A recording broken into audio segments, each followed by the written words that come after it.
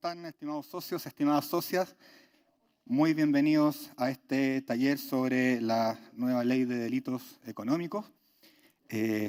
Antes de presentarles a nuestro expositor del día de hoy, les quiero comentar algunas cosas administrativas. Como ustedes saben, vamos a realizar 3 talleres, este es el primero, que va a tener un énfasis, no es que los talleres sean distintos, este va a tener un énfasis en el área vivienda inmobiliaria por los casos que vamos a comentar hacia el final de la presentación. Pero del mismo modo los queremos invitar para el viernes, este viernes 10 a las 11 de la mañana vamos a tener el segundo taller que va a tener un énfasis en el área infraestructura, concesiones, contratistas generales. Y a la vuelta del Consejo Nacional, el día 22, también a las 11 de la mañana, vamos a tener el tercer taller que va a tener el foco en las áreas de industriales, suministros, especialidades. Como ustedes bien saben, están invitados a participar en los 3 talleres o en el que estimen más de su conveniencia para poder asistir. Les va a llegar ahora durante la tarde la invitación a los otros 2 talleres que nos quedan para estos días. Como ustedes saben, esta norma ya está vigente, eso sí, tiene un periodo transitorio para que empiece a correr todo lo que dice relación con la responsabilidad penal de las personas jurídicas, eso lo va a explicar en detalle nuestro expositor, pero es una norma que ha causado mucho interés, también un poquito de temor, por qué no decirlo, pero es la propia ley la que tiene también los mecanismos para que podamos hacer frente de la mejor manera a estas nuevas disposiciones. Les pido que hagamos las preguntas a través del chat para nuestros socios que están conectados online. Nosotros las vamos a hacer a nuestro expositor al final de la presentación y para nuestros socios que están presentes hoy en la sala, al final de la presentación también les vamos a ofrecer el micrófono para que puedan hacer sus preguntas directamente a nuestro expositor. Ahora, sin más, les presento al especialista que nos acompaña esta tarde. Él es don Sergio Huidobro Martínez, es abogado penalista, destacado en estas materias, tiene una larga experiencia, nos viene acompañando hace ya unos 10 años, desde la primera ley de responsabilidad penal de las personas jurídicas, nos viene acompañando en estas materias. Él es un destacado profesor de Derecho Penal además, y ya, como les señalaba, nos viene acompañando tanto desde el punto de vista de la formación o capacitación de los directores de la Cámara, de los directores de las entidades Cámara, y hoy día partimos con este ciclo orientado a ustedes, que son nuestros socios, en su rol de empresarios, su rol de presidentes, de gerentes de sus empresas. No me quiero alargar más, dejo con ustedes a don Sergio Huidobro para que nos haga la presentación y yo vuelvo en un ratito más con las preguntas que ustedes nos hagan llegar por el chat. Sergio, muchas gracias por acompañarnos esta tarde. Gracias, Gonzalo. Gracias a ti. Bueno. Muy buenas tardes a todos. Gracias por la presentación, Gonzalo. Y tal como decía Gonzalo, lo que pretendo hacer hoy día en estos minutos es primero dar un barniz, un informe general sobre el contenido de esta ley, poniendo ciertos énfasis en el área relacionada con ustedes, y también en la presentación van a ver que he puesto algunos ejemplos bien concretos de aplicación de esta ley que creo que pueden servir para ilustrar un poco los distintos temas. La ley es tan grande que la verdad es que pueden salir miles de consultas, miles de dudas, y estamos nosotros, los abogados que nos dedicamos a estos temas, estamos recién en las etapas de empezar a estudiar en detalle distintos temas, porque la verdad es que es tan amplio que estamos trabajando sobre la base de consultas que nos están empezando a llegar sobre temas puntuales, porque todavía no tenemos sentencias, estos temas todavía no se han judicializado, quizás puede haber alguno por ahí que ya se esté empezando a tramitar en el Ministerio Público, pero no tenemos todavía sentencias y por lo tanto lo que sabemos en cuanto a cómo se va a aplicar esta ley, cómo se va a interpretar, todavía está bastante en el aire. Han aparecido algunos libros que estamos revisando, pero con más bien ideas teóricas. Pero bueno, no obstante eso, esa falencia que tenemos aún, lo que podemos hacer por ahora, por supuesto, es interiorizarnos sobre qué es lo que dice esta ley y de qué forma entonces nos afecta. Acá les parto por mostrar la forma en que vamos a estructurar esta presentación, algunos antecedentes de la ley, los objetivos que se tuvieron en vista, el contenido general, las críticas, principales críticas, porque de críticas han habido bastantes, y algunos efectos para las empresas, las personas jurídicas. En materia de antecedentes de la ley, fíjense que, en primer lugar, decir esto, que es la reforma más importante que se le ha hecho al Código Penal. Nuestro Código Penal es del año 1874. Y en todo este tiempo, por supuesto, que ha tenido cualquier cantidad de modificaciones, pero esta es sin duda la más grande de todas las que se le han hecho. Tenemos 3 o 4 proyectos de Código Penal completos que están durmiendo en el Congreso. Y esta ley, entonces, dado que ese proyecto no ha podido salir adelante, lo que hace es modificar en forma muy grande este código. Y lo que se tuvo en vista, o lo que se logró, fue sistematizar, organizar los delitos económicos y medioambientales, que estaban dispersos en distintas normas. Esta ley lo que hace es agruparlos y ponerlos en el Código Penal fundamentalmente. Desde el punto de vista de los objetivos, ¿cuáles son los que más aparecieron en distintas columnas, noticias que hemos visto? En primer lugar, se dijo que había que sistematizar, poner al día los delitos de cuello y corbata, que Chile se pusiera al día en la legislación penal internacional en materia económica y medioambiental. Después también se dijo que había que hacer frente a una sensación de impunidad que había en general en la población respecto de los delitos económicos. Acá siempre aparece mencionada las famosas clases de ética que se aplicaron en un caso que fue tremendamente conocido y que generó mucho malestar en general en la población. Y la verdad es que había bastante desierto en esto de que los delitos económicos en Chile hasta ahora, las posibilidades de tener sanciones de cárcel efectiva eran muy, muy difíciles. Y con esta ley entonces se intenta cambiar esa realidad. También se dijo que esto tiene por objeto inhibir los comportamientos delictuales en el interior de las empresas, especialmente en los cargos ejecutivos más altos. Porque como vamos a ver, lo que hace la ley es aplicar una agravante cuando la persona que comete el delito está en alguna de esas posiciones dentro de la organización.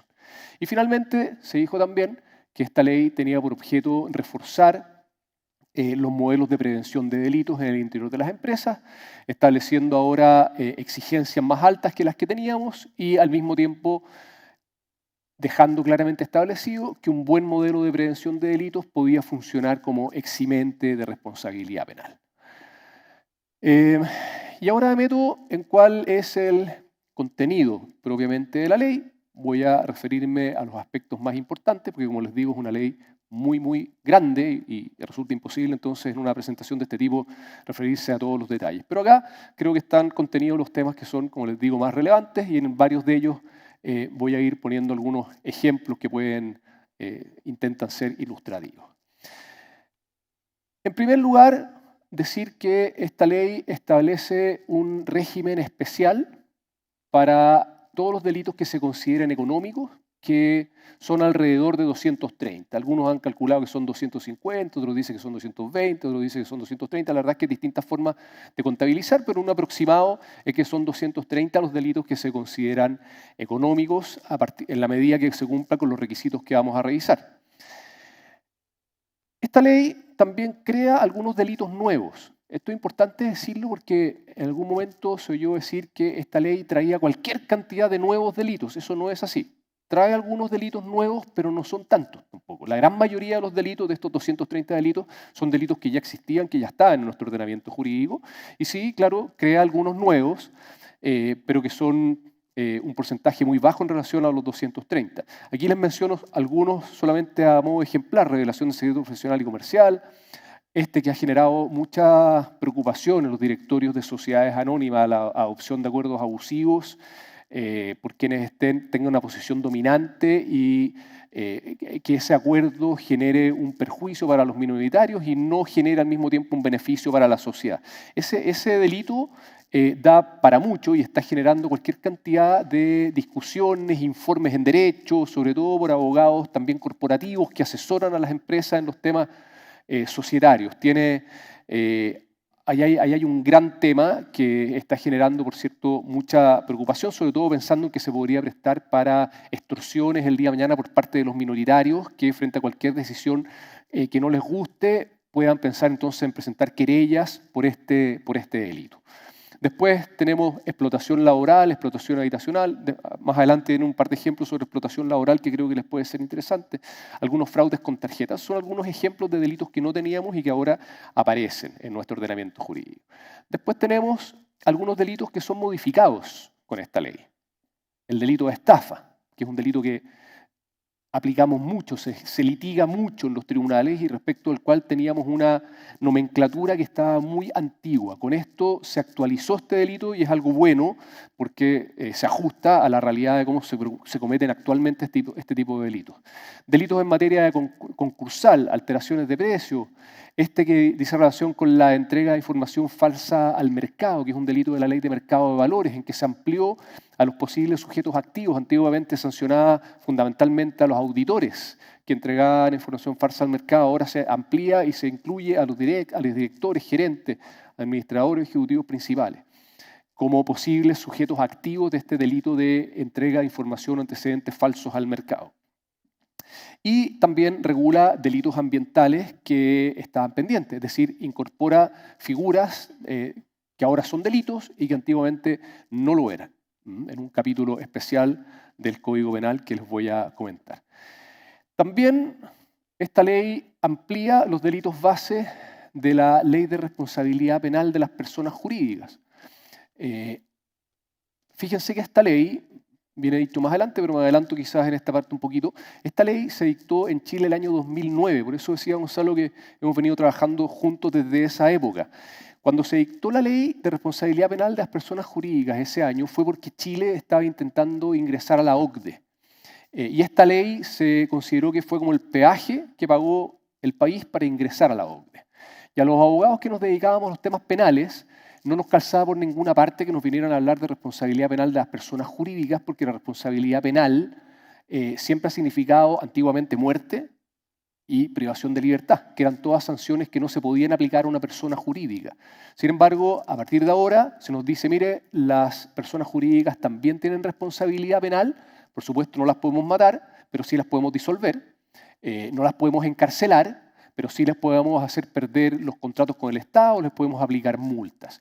Y en ese momento se estableció que las personas jurídicas iban a responder solamente por 3 delitos, que eran el lavado de activos, el financiamiento del terrorismo y el cohecho o soborno a funcionarios públicos nacionales o internacionales.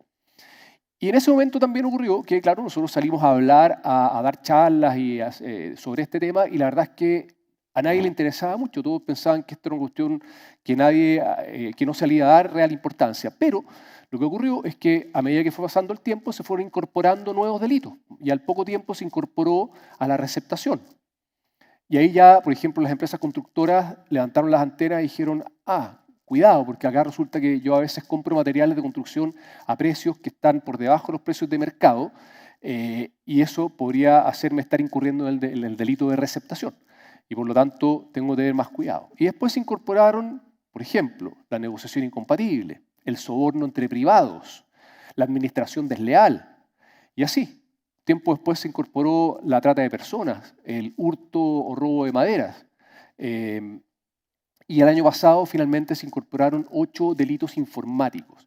Entonces la verdad es que con el paso del tiempo, en 10 u 11 años, pasamos de 3 a unos 35 delitos aproximadamente. Y esto, por supuesto, ya empezó a generar más preocupación y ocurrió también que las empresas extranjeras que tenían filiales en Chile empezaron a exigirle a sus filiales que implementaran modelos de prevención de delitos, que es lo que se llama también compliance penal, cumplimiento penal, porque en los países, en Estados Unidos y en Europa, este tema ya se venía desarrollando con fuerza desde hace bastante rato y por lo tanto las empresas extranjeras no querían que sus filiales en Chile pudieran el día de mañana verse expuestas a sanciones de este tipo. Y bueno, lo que hace entonces esta ley ahora es decir, mire, de los 35 delitos por los cuales respondía actualmente una persona jurídica, ahora puede responder por todos estos delitos que se consideran económicos, que son alrededor de 230, como decíamos antes. Y empieza a ocurrir que los juicios empiezan a aumentar. A nosotros, como abogados litigantes, cada vez son más los juicios que nos llegan para defender a empresas que son acusadas por cualquiera de estos delitos, y muchas veces por denuncias incluso anónimas de terceros, que van y hacen una denuncia al Ministerio Público sin decir quién es el que hace la denuncia, pero gatilla entonces una investigación del Ministerio Público, y eso implica que la empresa tenga que enfrentar un juicio de estas características. Voy a volver después sobre este tema porque es de las cuestiones importantes de esta ley. Esta ley también amplía las personas jurídicas que pueden ser penalmente responsables. Viene después un recuadro en que aparecen expresamente cuáles personas jurídicas podían ser responsables penalmente antes y cuáles pueden serlo a partir de ahora. E impone deberes y obligaciones preventivas intensas, es decir, aumenta las exigencias de los modelos de prevención de delitos y hace entonces que estos temas tengan que empezar a ser revisados por las empresas con una óptica o dándole una importancia bastante superior a la que se le había dado hasta ahora. También esta ley, se ha dicho bastante esto, establece penas efectivas contra los delitos económicos y ambientales. Cuando decimos penas efectivas, queremos decir penas que efectivamente se cumplen privados de libertad.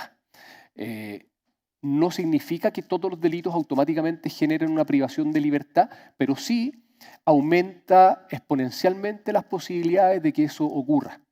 En la actualidad, hasta antes de esta ley, pese a que a veces uno tenga una sensación distinta por lo que se ve en la prensa, la verdad es que las posibilidades de obtener penas de cárcel efectiva frente a los tribunales criminales no son tan altas, porque hay todo un juego que hacemos los abogados con las atenuantes y después con una ley, que es la ley de medidas sustitutivas de las privativas de libertad, que finalmente nos permite, en la mayor parte de los casos, conseguir que nuestros clientes que sean condenados por un delito puedan cumplir las penas en libertad.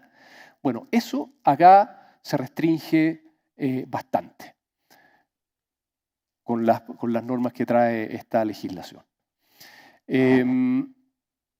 Esta ley también establece que para ser considerado como un delito económico, el delito tiene que estar en alguna de las 4 categorías que señala esta ley. Y las vamos a ver ahí en qué consisten estas 4 categorías.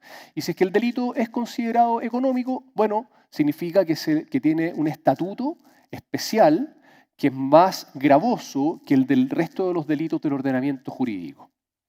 Más gravoso en cuanto a sistema de penas, en cuanto a agravantes y atenuantes, en cuanto a la determinación de las multas, el tema relativo a la sustitución de las penas, es un estatuto que se estima que es más duro que para el resto de los delitos de nuestro ordenamiento jurídico, y lo que hace la ley también, o lo que tiene el objetivo que tiene la ley en esta parte, es que este estatuto sea un estatuto que se adecúe a las características que tienen estos delitos, que son características distintas a las que tienen el resto de los delitos de nuestro sistema legal.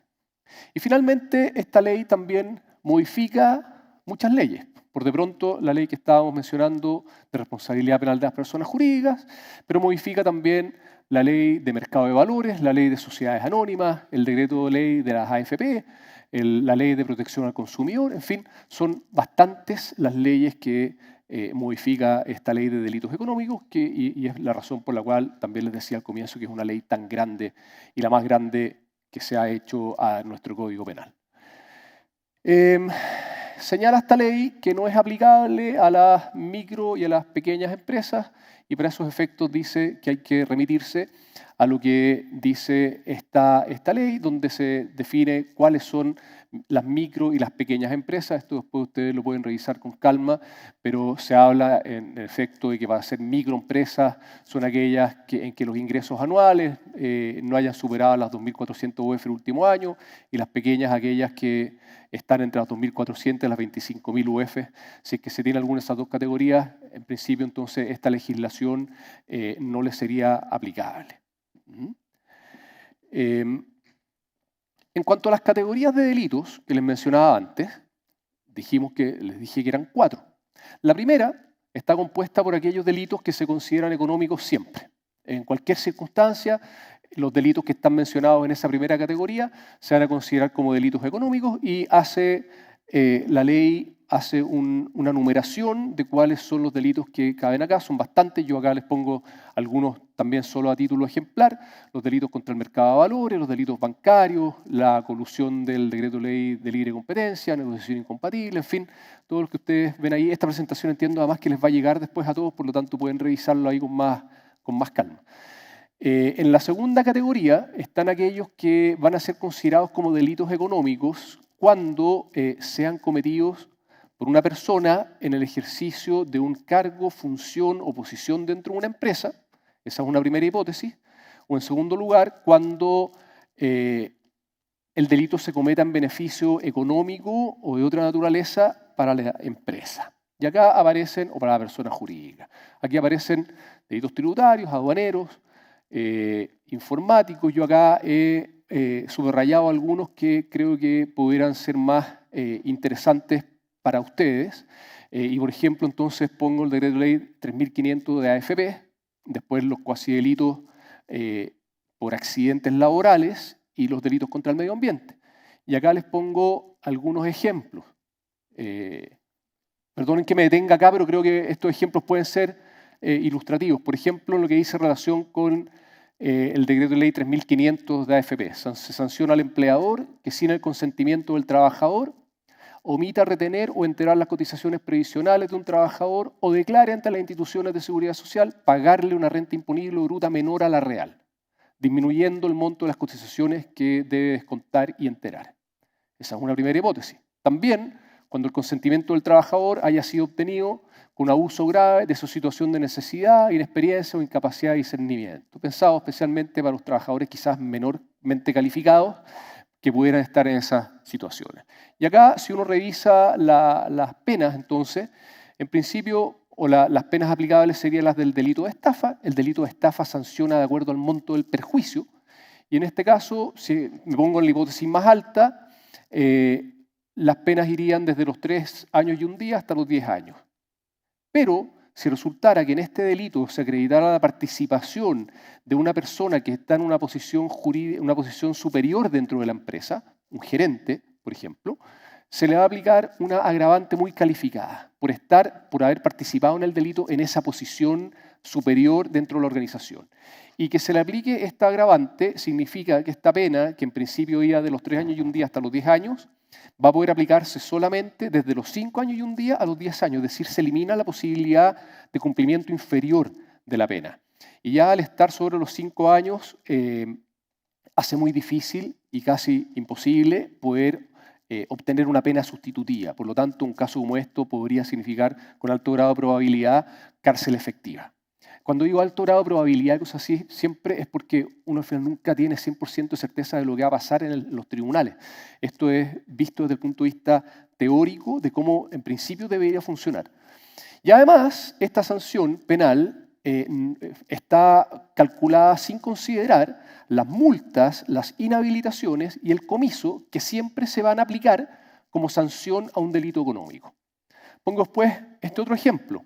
Este es un artículo nuevo que se incorporó al Código Penal, en que se sanciona al que con abuso grave de una situación de necesidad, de la inexperiencia o de la incapacidad de discernimiento de otra persona, le pague una remuneración manifiestamente desproporcionada e inferior al ingreso mínimo mensual. Está pensado esto fundamentalmente para los inmigrantes, por lo que vi yo en la discusión parlamentaria.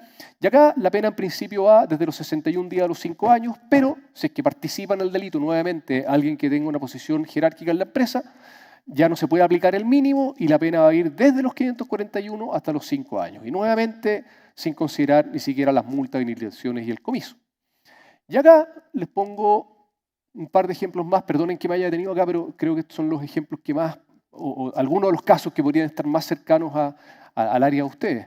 En caso de accidentes del trabajo, que me han preguntado harto en este tiempo, se considera como cuasi delito un accidente del trabajo que termine causando lesiones o muertes. Lo que teníamos hasta ahora, hasta antes de esta ley, es que cuando se producía un accidente laboral, los escenarios que tenían que enfrentar normalmente las empresas iban por el lado de la demanda laboral, que buscaba fundamentalmente la indemnización de perjuicios, ¿no es verdad? Daño emergente, lucro cesante, daño moral. Y además ocurría normalmente que aparecían las instituciones sancionadoras administrativas típicas, la Dirección del Trabajo, si es que era un accidente por electricidad, la SEC, en fin.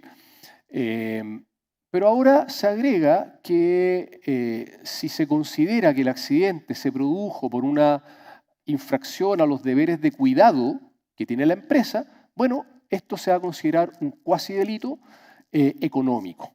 Y esto entonces va a poder generar o gatillar, además de la demanda laboral clásica, una querella criminal por cuasi delito, en que las penas pueden llegar, ¿a dónde estoy? Perdón, desde los 3 años, desde los 61 hasta los 3 años.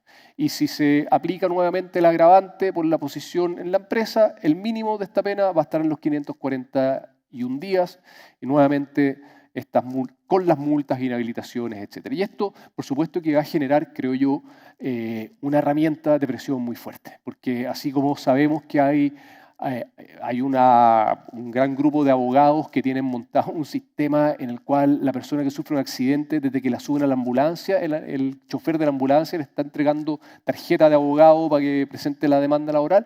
Nosotros creemos que es muy probable que acá empiece a ocurrir lo mismo, ofreciendo ahora querellas criminales por este tipo de situaciones. Y el mayor riesgo que yo veo acá por ahora es que, al menos en materia laboral, la sensación con que uno se queda en los tribunales es que los tribunales, no importa todas las medidas de seguridad que haya tomado la empresa, muchas veces, de buenas a primeras, deciden sancionar.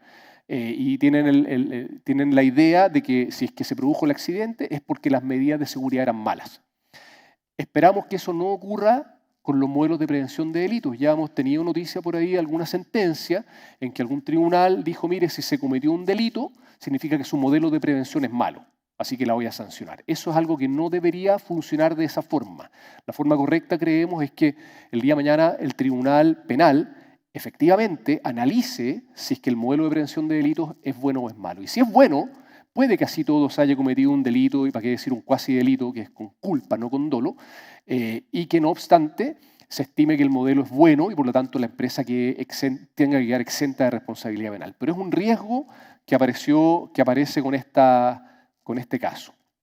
Y finalmente pongo un caso de delito contra el medio ambiente, en que, por ejemplo, en el nuevo artículo 305, que aparece ahí, dice que el que, sin haber sometido su actividad a un estudio de impacto ambiental, a sabiendas de estar obligado a ello, vierta sustancias contaminantes en aguas marítimas o continentales. Es uno de los muchos casos que se presentan, que tiene la ley.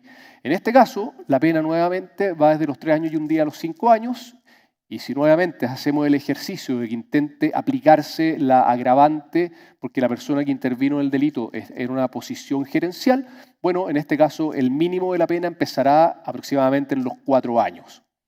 Más, como siempre, multas, inhabilitaciones y comiso. Todos estos son ejemplos de delitos de segunda categoría que tengo la idea que son los que más podrán aplicarse en el caso nuestro. En la tercera categoría están aquellos delitos que son cometidos por funcionarios públicos, pero en el delito también interviene alguien dentro de una empresa o el delito genera un beneficio para la empresa. Si se dan esos requisitos, ese delito pasa a ser considerado un delito económico. Si se considera un delito económico, significa que se le aplican reglas especiales a ese delito, con las que comentábamos antes, sobre las cuales voy a volver. Acá aparecen delitos tales como la malversación de caudales públicos y quizás el que más podría preocupar sin duda es el de cohecho o soborno a los funcionarios públicos, porque en la industria inmobiliaria sabemos que el contacto, por ejemplo, con las direcciones de obras municipales es muy recurrente y ahí muchas veces puede ocurrir que alguien, me ha tocado verlo, de las empresas, sin pedir ningún tipo de permiso para arriba y creyendo que está haciendo algo en beneficio a la empresa, va y le ofrece algo a algún funcionario de alguna dirección de obras a cambio de obtener algún permiso más rápido o cosas de ese tipo. Y ese tipo de situaciones son constituidas en estricto rigor de delito de cohecho o soborno. Y el delito de cohecho o soborno, además, es un delito con el cual hay que tener especial cuidado porque sanciona sin que sea necesario que se haya hecho el pago que se ha ofrecido, por ejemplo, sino que basta con acreditar que se hizo el ofrecimiento o basta con acreditar que el funcionario público hizo la solicitud para que se pueda estimar que el delito ya está consumado. Por lo tanto, acá hay que, creo, ser súper talibán en meter firme en las empresas esta información, para que nadie se equivoque, porque puede haber, insisto, gente que pueda estar incurriendo en este tipo de situaciones de buena fe, pensando que le está haciendo un favor a la empresa para la cual trabaja, pero en estricto rigor podría estarse cometiendo este delito que va a afectar no solamente a esa persona, sino que además va a generar responsabilidad penal a la empresa. Y finalmente, en la cuarta categoría están los delitos de lavado de activos y receptación, cuando tengan como delito base algún delito considerado económico. Cuando decimos delito base es porque estos delitos de lavado de activos y receptación, para poder cometerse, requieren que previamente se haya cometido un delito anterior, que es el delito base de un lavado de activos. Por ejemplo, el narcotráfico, por ejemplo, la trata de blancas. Son delitos base a través de los cuales se consiguen dineros que después se lavan, cometiéndose ahí el delito de lavado de activos. O el caso de la receptación, cuando previamente hay un robo de algo que después se vende. En estos casos, entonces, y en la industria inmobiliaria yo creo que hay que tener especialmente cuidado con el lavado de activos porque las platas que reciben las inmobiliarias son cantidades altas. Pues si cuando uno va a comprar una casa, un departamento, no son cantidades chicas. Y allá además, no nos olvidemos que en la industria inmobiliaria es un sujeto obligado frente a la unidad de análisis financiero. Por lo tanto, tiene la obligación más alta aún de saber cuál es el origen de las platas que le llegan. Y a mí que me ha tocado trabajar harto con inmobiliarias en estos temas, fíjense que, sobre todo pensando en el lavado de activos y en la UAF, me tocaba ver que las inmobiliarias, aparecía un cliente que decía, mire, voy a comprar esta propiedad en que la gran parte de la plata va a venir de un crédito hipotecario, pero de mi plata, como pie, estoy poniendo 400 millones de pesos. Y la inmobiliaria entonces le decía, ya, pero sabe que yo tengo que cumplir con esta ley, así que infórmeme, por favor, de dónde vienen estos 400 millones. Y muchas veces la gente contestaba, decía, de venta de acciones, o porque recibió una herencia, o porque vendió una casa. Y las inmobiliarias se quedaban tranquilas con esa información. Y uno tenía que ir a decirles, no, eso no es suficiente. Tú tienes que pedirle que te acredite que efectivamente tenía las acciones y que las vendió, que te mande las cartolas, los movimientos bancarios, lo mismo si estamos hablando de una herencia, bueno, que mande el auto de posesión efectiva, la adjudicación de los bienes en la herencia, etc. Necesitas información porque el día de mañana la UAF aparece y le dice, oiga, ¿de dónde vienen las platas de este cliente? No, me dijo que había vendido acciones. No, eso no es suficiente, señor. Venga para acá. Y uno puede quedar involucrado como partícipe en un delito de lavado de activos que ahora además es delito económico y que trae entonces consecuencias más graves que las que tenía hasta antes de esta ley. En materia de delitos medioambientales, esto da para mucho más. Yo acá voy a referirme a las cuestiones más genéricas y básicas, porque la verdad es que es todo un título que se incorpora al Código Penal y sobre el cual uno podría hacer un estudio mucho más detallado. Hasta ahora, los delitos medioambientales que teníamos estaban dispersos, habían algunos en el Código Penal, pero había otros que estaban dispersos en distintas leyes.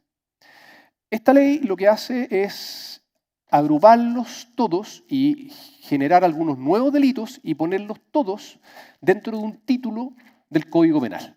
Eso es algo que nos parece bueno porque en una sola parte podemos revisar cuáles son ahora los delitos que existen contra el medio ambiente. Y en este título, si ustedes después lo revisan, van a darse cuenta que hay atentados que dicen relación con el agua, el suelo, el subsuelo, humedales, aire, glaciares, reservas, parques nacionales, monumentos naturales, en fin, son prácticamente todas las cuestiones del ambiente que uno puede imaginarse que se puedan dañar. Es interesante o hay que tener atención en saber que hay varios de estos delitos que también se sancionan cuando son cometidos con culpa, que eso es algo que tampoco es típico en los delitos. La regla general en materia penal es que los delitos propiamente tales se sancionan cuando son cometidos con dolo, con intención de mala fe, la intención de realizar la conducta. Y la excepción es que algunas conductas se sancionen también cuando son cometidas con culpa con negligencia, con falta de cuidado, con imprudencia. Son las palabras que utiliza el legislador cuando quiere referirse a la culpa. Y excepcionalmente, algunos delitos se sancionan también cuando son cometidos con culpa. Ahí hablamos de cuasi delitos. Bueno, acá ocurre que con los delitos contra el medio ambiente hay varias figuras que también se sancionan con culpa. O sea, cuando no hay intencionalidad de realizar la conducta, sino que la conducta se realiza porque se fue negligente, porque no se tuvo el cuidado suficiente. Y eso hace entonces que haya que tener especial cuidado con incurrir en cualquiera de los delitos que se incorporan en este título. Y claro, han habido algunas críticas de algunos especialistas en temas medioambientales, especialmente que han dicho, mire, hay algunos de estos delitos que no nos parece que tengan la claridad suficiente que debe tener un delito. Porque, por ejemplo, cuando se nos dice que la conducta tiene que tener una extensión espacial de relevancia, o la conducta tiene que tener efectos prolongados en el tiempo. Bueno, ¿qué significa eso?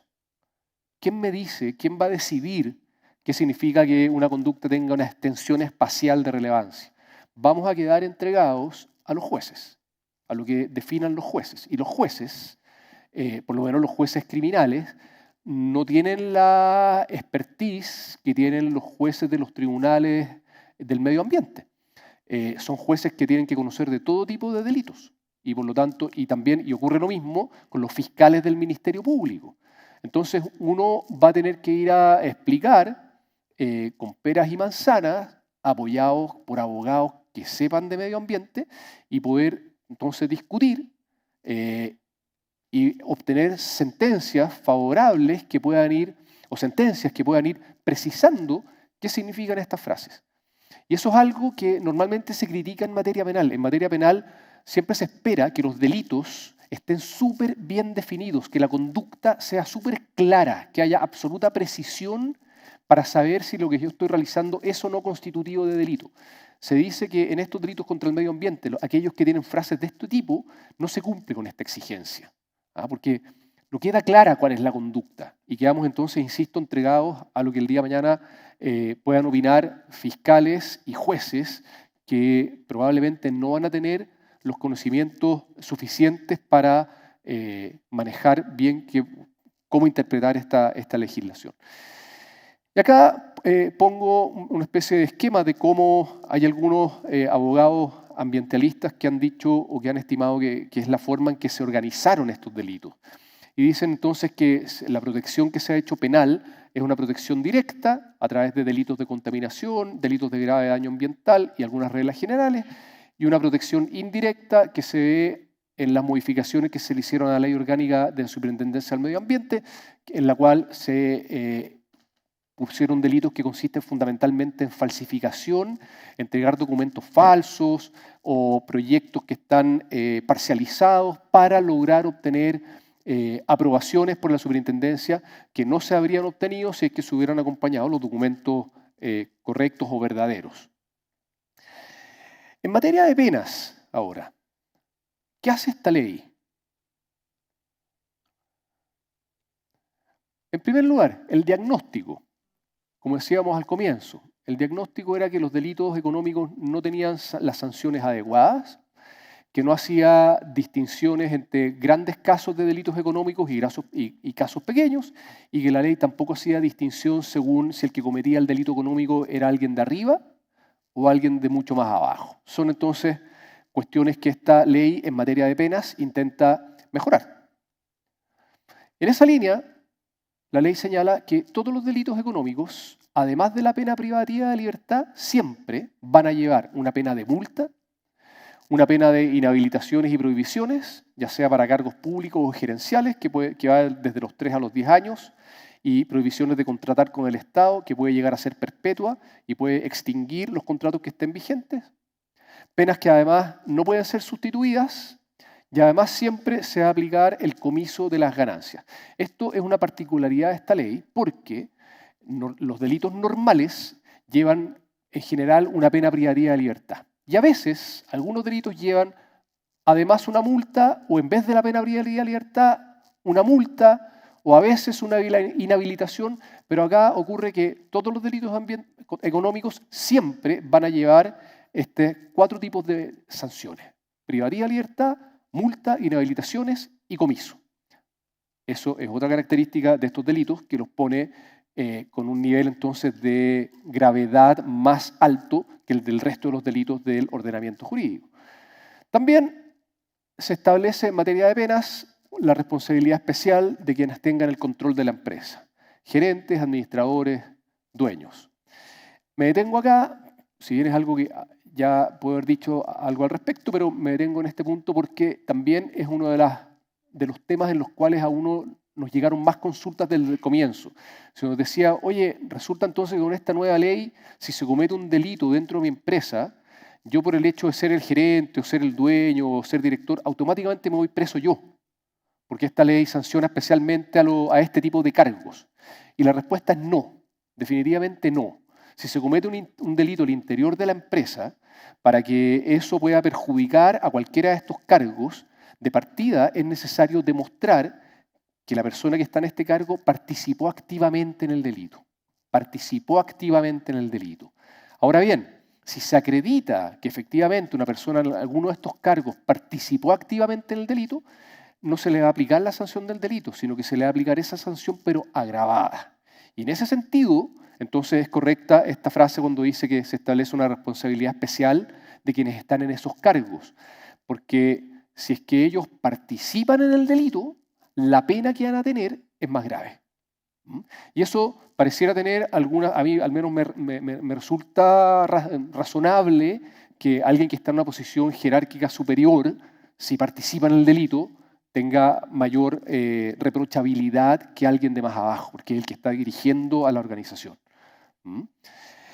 Y también, como decíamos antes, la idea es que las penas acá mayoritariamente puedan ser de cumplimiento efectivo, es decir, que las posibilidades de que se cumplan privado de libertad son mucho más altas que para el resto de los delitos del ordenamiento jurídico. Siempre en materia de penas, algunas otras ideas. La ley establece un sistema especial de determinación, de sustitución, de determinación y cuantía de la multa e inhabilitaciones especiales. Cuando digo que establece un sistema especial en estos temas, es porque el Código Penal trae reglas sobre estas materias. Y lo que hace esta ley es decir, mire, respecto de mis delitos económicos no se van a aplicar estas reglas del Código Penal, sino que se van a aplicar las reglas de mi propia ley, que son reglas que en esos temas son más duras que las reglas del Código Penal. Por eso decimos que es un sistema de penas más gravoso. En materia de penas sustitutivas, lo que les decía antes, cuando se condena a alguien en un juicio criminal, muchas veces se logra obtener una pena sustitutiva, cumplimiento en libertad vigilada, remisión condicional, en fin.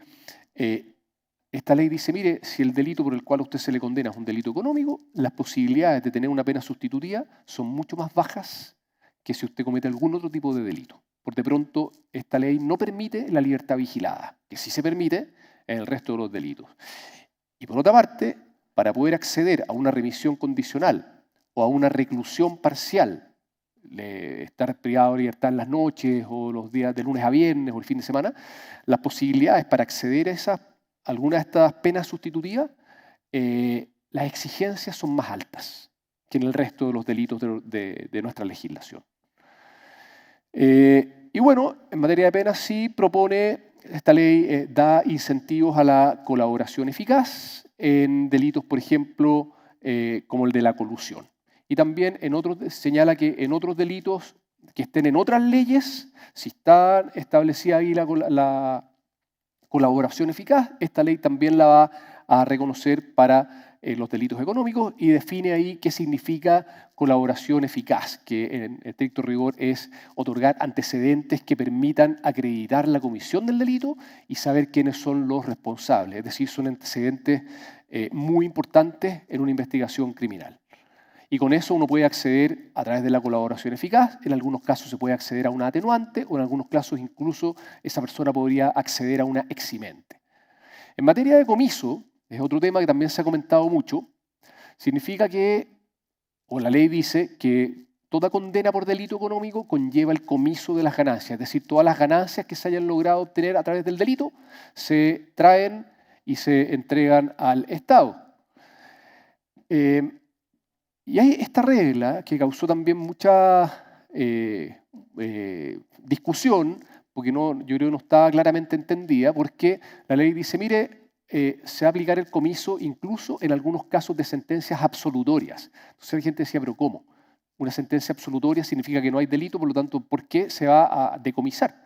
Y no, lo que aclara la ley es que este tipo de situaciones son, por ejemplo, para cuando durante el juicio se fallece el imputado.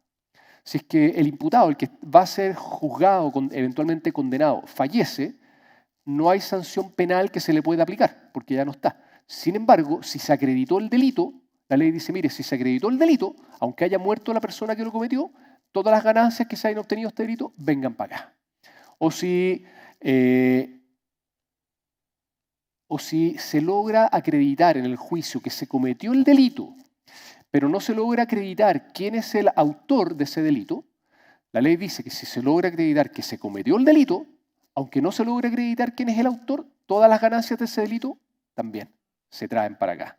¿Ah? Y eso porque en los juicios criminales, los abogados lo que tenemos que lograr demostrar son fundamentalmente dos cosas, que se cometió un delito y que alguien participó en ese delito. Con esos dos requisitos nosotros podemos lograr una condena. Acá lo que ocurre es que se acreditó el delito, pero no está claro quién es el que lo cometió. Pero si se logró acreditar que hay un delito, la ley sí permite decomisar todas las ganancias que sean producto de ese delito. Y lo otro que agrega, a continuación, es que también se van a decomisar los beneficios económicos del delito que hayan llegado a terceros, aunque esos terceros no hayan tenido participación en el delito. Es lo que pasa, por ejemplo, con los herederos.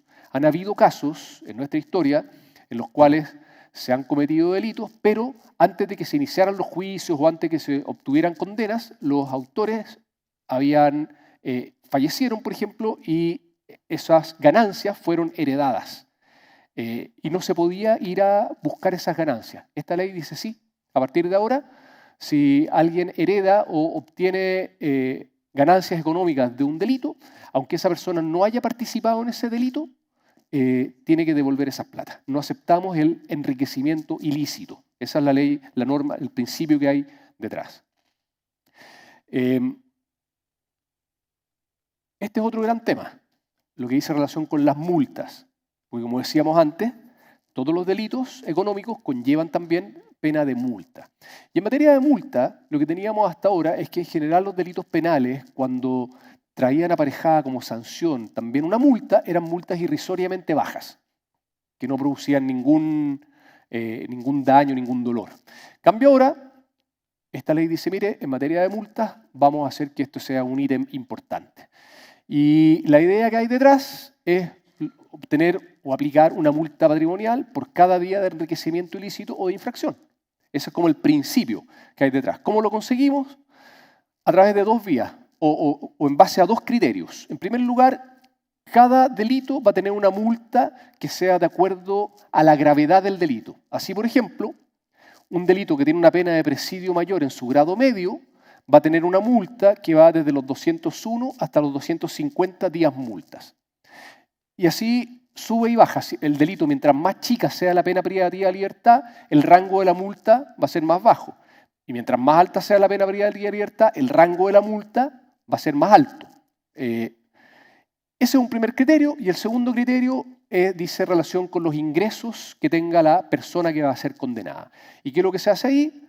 Bueno, se calcula cuál fue el ingreso promedio diario de la persona durante el año anterior a la comisión del delito.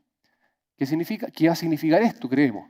Que se van a tener que presentar en los tribunales, en los juicios, todo tipo de informes para intentar saber cuánto ganó la persona durante el año pasado, durante el año anterior. Y obteniendo esa ganancia total, dividirla por los 365 días. Con eso vamos a tener el valor de un día multa. Si, por ejemplo, se establece que el ingreso promedio diario de una persona durante el año anterior fue 1 millón de pesos, por ejemplo, 500.000 pesos, bueno, si la pena era de presidio mayor en su grado medio, la pena en materia de multa va a ser de 201 a 250 días multa. Si fueran 201, habría que multiplicar 201 por los 500.000 pesos diarios que se obtuvo como promedio. Y así. Y la ley va más allá. Dice, mire, si después de hacer estos ejercicios, yo veo, usted, señor juez, llega a la convicción de que este cálculo no es proporcional con el patrimonio de la persona a la cual usted va a condenar, es decir, si haciendo este ejercicio, los días multas son muy bajos en relación al promedio, al patrimonio de la persona, significa que por algún lado no se logró hacer bien este ejercicio. Y en ese escenario usted tiene la posibilidad de aumentar al doble el valor del día multa. Y con eso, fíjense que con esos cálculos llegamos a estas multas máximas. A una persona natural, por haber cometido un delito económico, se le podría llegar a aplicar una sanción solamente en materia de multa de 46,8 millones de dólares. Esto sin considerar la privativa de libertad, las inhabilitaciones, el comiso, sino que solamente en materia de multa. Y a las personas jurídicas, el cálculo que hacemos puede llegar a los 156 millones de dólares, y si es que la persona jurídica en ese juicio es condenada por más de un delito, ahí hablamos de concurso de delitos, cuando hay más de un delito, podría llegar a 221 millones de dólares. Y eso es radicalmente distinto a lo que teníamos, porque en lo que dice relación con las personas jurídicas, lo que teníamos hasta ahora es que la multa máxima podía llegar alrededor de los 23, 25 millones de dólares. Con esto son 10 veces más, aproximadamente, 221 millones de dólares. Son sanciones, entonces, que en materia de multa son muy, muy duras y altas. En materia de circunstancias modificatorias de responsabilidad penal, esto es lo que dice relación con las atenuantes y las agravantes. Las atenuantes y las agravantes están contenidas, o siempre han estado contenidas en el Código Penal. En el artículo 11 están las atenuantes, en el artículo 12 están las agravantes. Lo que hace esta ley es decir, mire, a mí no me interesan las atenuantes y las agravantes del Código Penal, porque esas atenuantes y agravantes estaban pensadas para los delitos que mayoritariamente se cometían en la época en que se dictó el Código. Es decir, estamos hablando de atenuantes y agravantes que están pensadas especialmente para delitos contra la vida, delitos contra la integridad física, pero son cuestiones que en materia de delitos económicos no aplican mayormente. Por lo tanto, para delitos económicos, esta ley dice, yo doy mis propias atenuantes y agravantes. Y la verdad es que las atenuantes, por ejemplo, que crea esta ley, son mucho menos que las que están en el Código Penal. Son mucho menos. Aquí hay un par de ejemplos. Que el condenado actuó en interés de personas necesitadas, o por necesidad personal apremiante, o actuó bajo presión en una situación de subordinación al interior de una organización. Nuevamente nos encontramos con ¿qué es esto de actuar en interés de personas necesitadas? Son frases que pueden sonar muy, muy lindas, creo yo, muy bien intencionadas, pero que llegado el minuto en los que hubo, la discusión que vamos a tener ahí con los fiscales del Ministerio Público, con los jueces, va a ser tremenda, porque son frases que no sabemos qué van a significar. Y después en materia de agravantes, también, si bien son menos que las que contempla el Código Penal, pero la verdad es que como hay agravantes simples y agravantes muy calificadas, cosa que también ocurre con las atenuantes, cuando son agravantes muy calificadas, el aumento en la pena es mucho mayor. Y si es que alguien comete un delito y se le aplica una agravante muy calificada, bueno, las posibilidades de la cárcel son cercanas al 100%. Y nuevamente les recuerdo acá que una de estas agravantes muy calificadas es esto de haber participado activamente en una posición jerárquica superior en la empresa, pero también, por ejemplo, cuando el hecho haya afectado al suministro de bienes de primera necesidad o haya afectado a bienes de consumo masivo, o cuando el hecho haya afectado abusivamente a individuos que pertenecen a un grupo vulnerable. Nuevamente frases, insisto, que nos dejan como un poco pisando huevos porque no sabemos cómo la van a interpretar los tribunales. Y crea también, nuevamente, lo que les decía antes, la atenuante de la cooperación eficaz, que puede lograr configurarse si es que se entregan antecedentes que le permitan al Ministerio Público acreditar el delito y acreditar quiénes participaron en el delito. Es decir, son requisitos bien altos para que se pueda conseguir esa atenuante. En este tema, en lo que dice relación con la responsabilidad penal de las personas jurídicas, es uno de los puntos más importantes de esta ley, sin duda. En primer lugar, lo que les decía cuando estaba comenzando, se amplían los delitos base. De los 35 que teníamos hasta ahora aproximadamente, llegamos a unos 230, 240. Ahora bien, eso no significa que cada empresa tenga que hacerse cargo de gestionar todos esos delitos. Porque si así fuera, mucha gente con razón me dice, oye, es que entonces voy a tener que dedicar todo mi esfuerzo a prevenir delitos y en qué minuto hago el negocio. Si yo necesito vivir de mi negocio, si me ponen tantas exigencias preventivas, yo termino teniendo que asignar tanta cantidad de recursos a estos temas que mi negocio no funciona. ¿Para qué decir si soy pequeña empresa o mediana empresa? Bueno, la ley, por lo menos en esa parte, dice, mire, no se tiene que hacer cargo de todos los delitos, sino que solamente de aquellos que estén dentro de su giro y de acuerdo también, dice, al tamaño de la empresa. Entonces, lo que estamos haciendo nosotros actualmente, cuando estamos trabajando ahora en los nuevos modelos de prevención de delitos, es que en las primeras reuniones con los gerentes, con los directores, lo que estamos haciendo es separar la paja del trigo.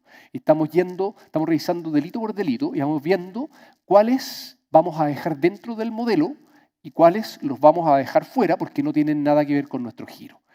Y de esas reuniones estamos levantando actas, porque esas actas, así como todo el resto de las cosas de las cuales uno vaya dejando constancia en estos temas, son las que el día de mañana en un juicio a uno le permiten hacer una defensa. Entonces, si a mí el día de mañana un juez me dice, oiga, pero usted, ¿por qué se cometió este delito y usted no lo tenía en su modelo de prevención? Oiga, señor juez, es que mire, aquí está el acta de la reunión que tuvimos con los abogados penalistas, donde estuvimos analizando todos los delitos y aquí están las razones por las cuales nosotros consideramos que este delito no tenía que formar parte de nuestro modelo de prevención porque no tiene nada que ver con nuestro giro. Y ahí el juez o el fiscal, con este tipo de documentaciones y pruebas, deberían, si son razonables, decir, ¿sabe qué? Tiene razón, este delito no estaba dentro de su modelo, por lo tanto, si se cometió, no le puede generar responsabilidad penal a su empresa. Después,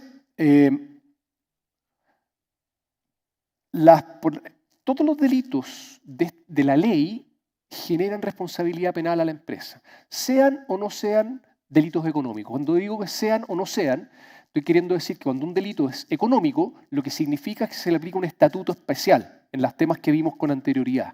Pero esta ley también dice, mire, respecto a la responsabilidad penal de las personas jurídicas, da lo mismo si el delito califica o no califica como delito económico. Si es uno de los delitos de este catálogo, va a generar responsabilidad penal a la persona jurídica.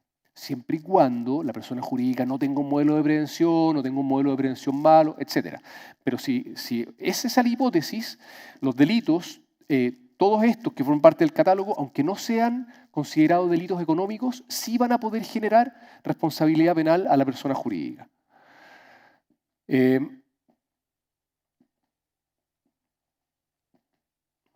Aumenta las personas jurídicas que pueden tener responsabilidad penal. Hasta antes de esta ley, solo podían tener responsabilidad penal las personas jurídicas de derecho privado y las empresas del Estado. Ahora se incorporan las empresas públicas y las creadas por ley, las sociedades y universidades del Estado, los partidos políticos y las personas jurídicas religiosas de derecho público. Se amplía, entonces, hay algunos que dicen, oiga, ¿por qué no nombraron expresamente a las fundaciones? Lo que hemos visto hasta ahí es que las fundaciones están consideradas dentro de las personas jurídicas de derecho privado. Pero a propósito del caso convenios, fundamentalmente surgió este alegato, oiga, ¿por qué no están las fundaciones expresamente puestas en esta ley? Sin embargo, nosotros creemos que sí están dentro de esa frase. Ya no es necesario que el delito produzca un beneficio económico para la empresa. Lo que teníamos hasta ahora decía que uno de los requisitos para poder condenar penalmente a una persona jurídica era que el delito le hubiera generado un beneficio a la persona jurídica. Esta ley dice no, ya no es necesario ese requisito. Aunque no le genere un beneficio, sí le puede generar responsabilidad penal. El único caso en que no le va a generar responsabilidad penal a la persona jurídica es que el delito le produjo un perjuicio a la persona jurídica. Si es así, bueno, eso claramente no le puede generar además una responsabilidad penal a la empresa. Pero esto del beneficio económico se modificó porque los fiscales del Ministerio Público estaban alegando mucho que como no conseguían acreditar ese requisito, se quedaban sin poder obtener condenas. Y el Ministerio Público fue fuerte con esa alegación y consiguieron entonces que se eliminara este requisito para poder sancionar a una persona jurídica. Después también la ley dice que la persona jurídica va a responder si es que la comisión del delito se vio facilitada por no tener implementado un adecuado modelo de prevención de delitos. Lo dice expresamente. Mire, si usted se comete un delito en el interior de su organización y usted no es capaz de demostrar que tenía un buen modelo de prevención de delitos, usted va a ser, la persona jurídica va a ser sancionada. Esto, perdón, es siempre independientemente de la sanción penal que vaya a las personas naturales que hayan participado en el delito. Eso es otro tema, que es un poco lo que vimos con anterioridad. Aquí estoy hablando exclusivamente de la responsabilidad penal de las personas jurídicas. Y la ley también dice, cosa que no hacía la ley anterior, dice expresamente que un modelo de prevención del delito sí funciona como eximente de responsabilidad penal. Y claro, es buenísimo que la ley lo diga así, porque como antes no lo decía, los abogados suponíamos y alegábamos en los tribunales que un modelo de prevención de delitos bueno debía significar la exención, pero como la ley no lo decía expresamente, los tribunales estaban como, no estaban muy convencidos en algunos casos. Ahora la ley lo dice expresamente, dice, mire, si usted tiene un modelo de prevención de delitos que sea bueno, usted, empresa, persona jurídica, puede quedar exenta de responsabilidad penal. Y aquí también permítanme detenerme un minuto en qué significa que un modelo sea bueno, porque eso es lo que se va a evaluar el día de mañana en un juicio. Y lo que nos ha tocado ver a nosotros es que los fiscales, cuando están investigando este tipo de delitos, empiezan a citar, a declarar, desde los directores, los gerentes y después a todos los cargos que van hacia abajo. Y a todos les van haciendo este tipo de preguntas. Oiga, dígame, ¿en su empresa hay un modelo de prevención de delitos? Sí hay. A ver, ¿quién es el encargado? Tal persona. ¿Y ha hecho capacitaciones? Sí. ¿Sobre qué temas ha hecho capacitaciones? A ver, ¿me puede traer la lista de asistencia? ¿Y qué sabe usted de la política de relación con funcionarios públicos? ¿Tienen ustedes un protocolo para ver cómo son las reuniones con los funcionarios públicos para demostrar que no se está cometiendo cohecho? Y ahí ya las respuestas empiezan cada vez a flaquear más. Y con eso entonces los fiscales y los jueces, esta es una de las formas en que evalúan si el modelo de prevención era un modelo bueno o si era en cambio lo que se llama un modelo de papel. Un modelo que está muy bien escrito, que está en un lindo código de ética y conducta, que hay un lindo manual, que hay hojas en las que las personas firmaron diciendo que habían recibido el manual, pero lo que se evalúa es que las personas de la empresa sepan cómo funciona el modelo de prevención de delitos. Y eso, en nuestra experiencia, de la mejor forma que se consigue es a través de capacitaciones. Capacitaciones cortas, de 15 minutos, 20 minutos, pero ojalá capacitaciones que se hagan una vez al mes, por lo menos, de 15 o 20 minutos, no más. No como esto que estoy haciendo yo ahora, que les agradezco la paciencia, sino que cuestiones cortas en que se metan las ideas principales.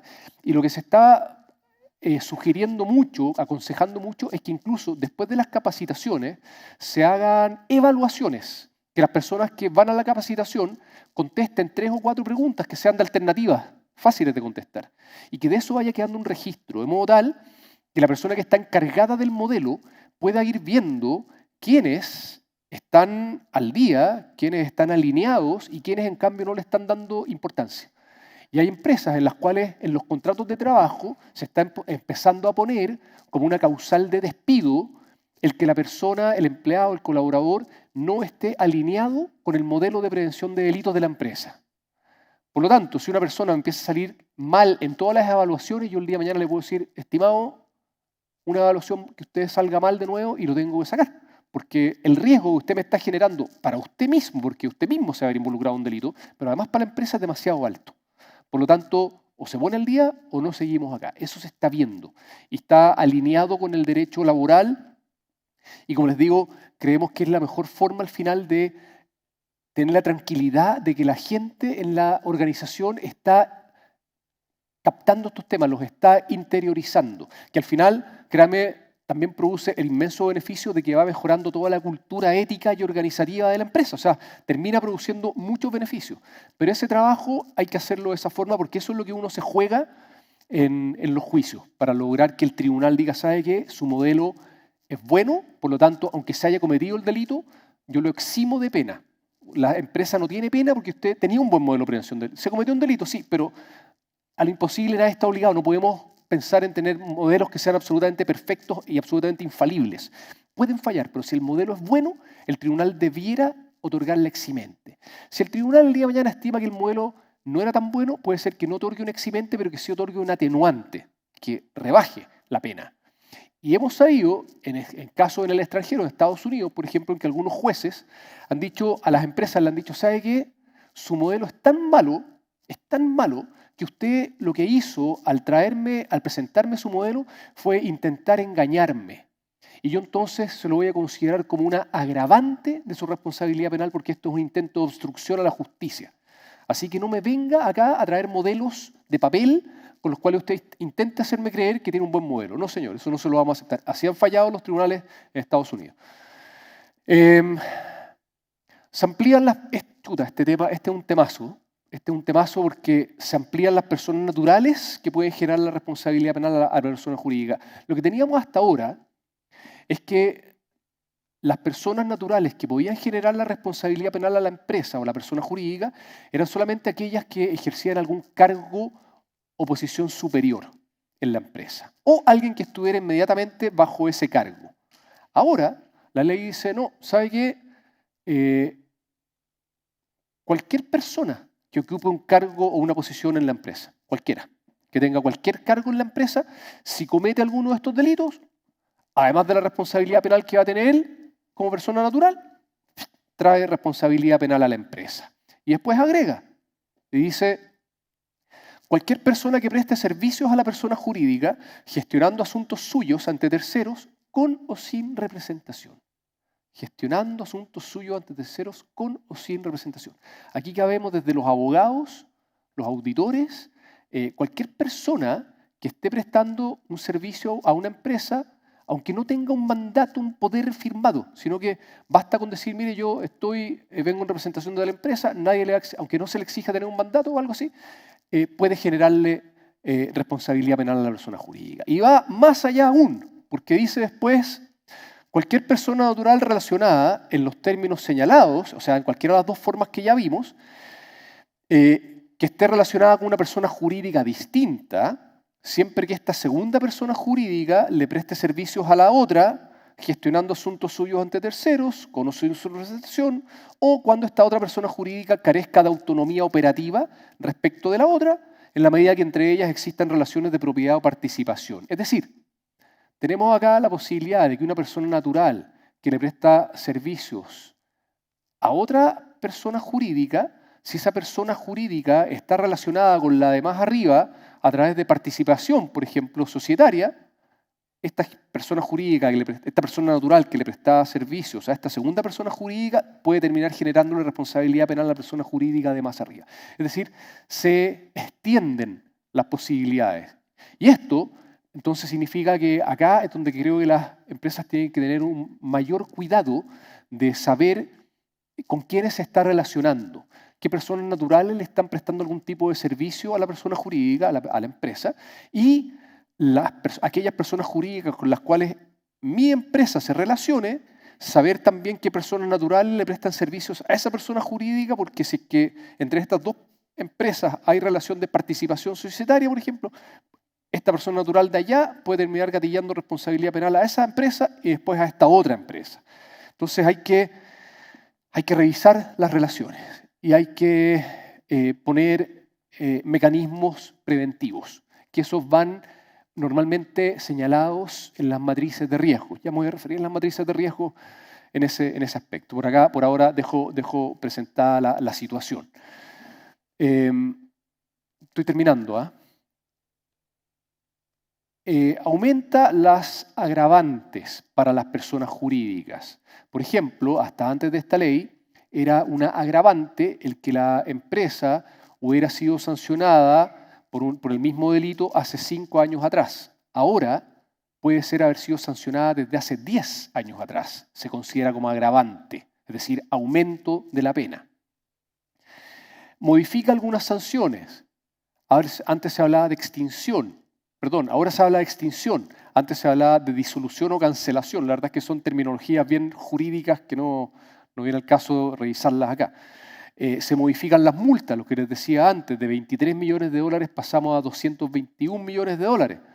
y se agrega esta sanción de la supervisión, es decir, en un juicio, el juez en algún momento puede designar a un supervisor de la persona jurídica, que es una especie de interventor o liquidador, pero que va a estar a cargo de todo lo que diga relación con el modelo de prevención de delitos en la empresa durante el tiempo que señale el juez. Durante ese periodo, esta persona que designe el tribunal va a hacerse cargo del modelo de prevención de delitos de la empresa, gestionándolo, mejorándolo. No se va a poder meter en otras áreas de la administración, pero sí en todo lo que diga relación con la implementación de un correcto modelo de prevención de delitos. Ya no hay un solo encargado de prevención de delitos. La ley dice que ahora tienen que haber varias personas que estén encargadas de este tema. Nosotros lo que estamos pensando en la actualidad es que lo más recomendable es que siga habiendo un principal encargado, pero que tenga bajo su cargo a distintas personas de las distintas áreas de la empresa, de modo tal que este encargado principal pueda ir a donde tal persona y decirle, oye, tú estás a cargo de los delitos, de los riesgos del área de administración y finanzas. Tú estás a cargo de los riesgos de accidentes laborales, etcétera, de acuerdo a los distintos procesos que tenga la empresa, y que esas personas entonces también asuman responsabilidades, sin perjuicio que haya uno que esté más a la cabeza. Pero se logra entonces que esta cuestión vaya permeando de mejor forma a distintas áreas de la empresa. Desaparecen las certificadoras. Varios de ustedes pueden haber certificado sus modelos de prevención de delitos. Es que tenían modelos, muchas empresas estaban certificando sus modelos. Las certificaciones se hacían a través de algunas empresas que estaban inscritas en la Comisión para el Mercado Financiero. Y ahora la ley dice, mire, se acabó lo de las certificaciones, pero los modelos de prevención sí van a tener que ser auditados o revisados o evaluados periódicamente, no dice si es una vez al año, una vez cada 2 años, por terceros independientes, y esas evaluaciones que hagan estos terceros tienen que generar siempre mejoras. Entonces, usted el día de mañana, dice la ley, si es que se ve enfrentada a algún juicio, va a tener que demostrar cómo su modelo de prevención de delitos ha ido evolucionando en el tiempo, cómo ha ido mejorando en el tiempo. Y eso se logra en gran parte gracias a estas evaluaciones que son hechas entonces, que van a ser hechas por terceros independientes.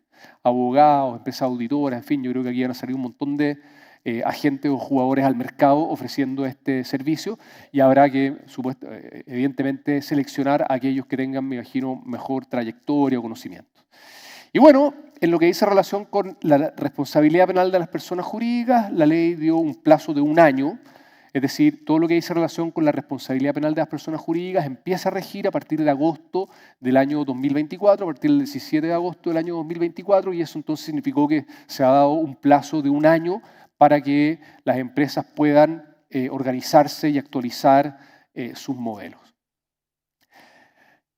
Críticas. Aquí ya prometo que estoy terminando. Voy a ir más rápido acá porque hay varias cosas que ya he comentado en la presentación. Así que, en primer lugar, esto de que se dice o se ha criticado que se crea un derecho especial ad hoc, un derecho especialmente duro para los delitos económicos. Y eso genera un desbalance en lo que se refiere a las sanciones penales con el resto de los delitos del ordenamiento jurídico. Entonces se nos dicen, ahí ustedes después pueden ver los ejemplos que yo puse acá, los pueden leer con más calma, pero por ejemplo, un fraude de mediana cuantía, que hoy día por ningún motivo, que hasta ahora jamás habría tenido una pena privativa de libertad, salvo que la persona hubiera sido reincidente y hubiera habido alguna otra circunstancia agravante, un fraude de mediana gravedad, en cambio, con la legislación actual, si es que participa alguien que tenga alguna posición gerencial, bueno, eso se considera como una culpabilidad o una agravante muy calificada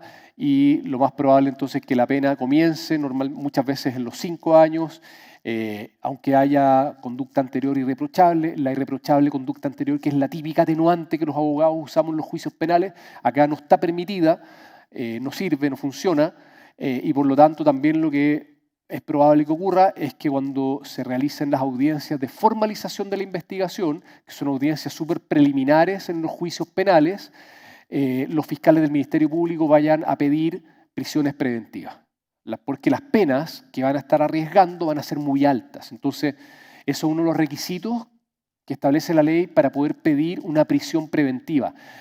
el rango de la pena. Como son penas tan altas, van a permitir que el Ministerio Público vaya a solicitar prisiones preventivas en esta primera audiencia, que es una audiencia absolutamente preliminar.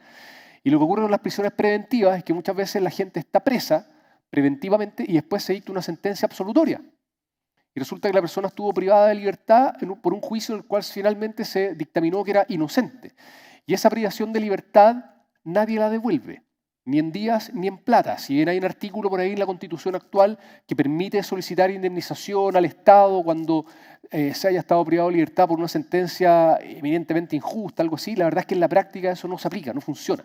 Por lo tanto, prisiones preventivas en que después puedan haber sentencias absolutorias parece súper mala idea, me parece.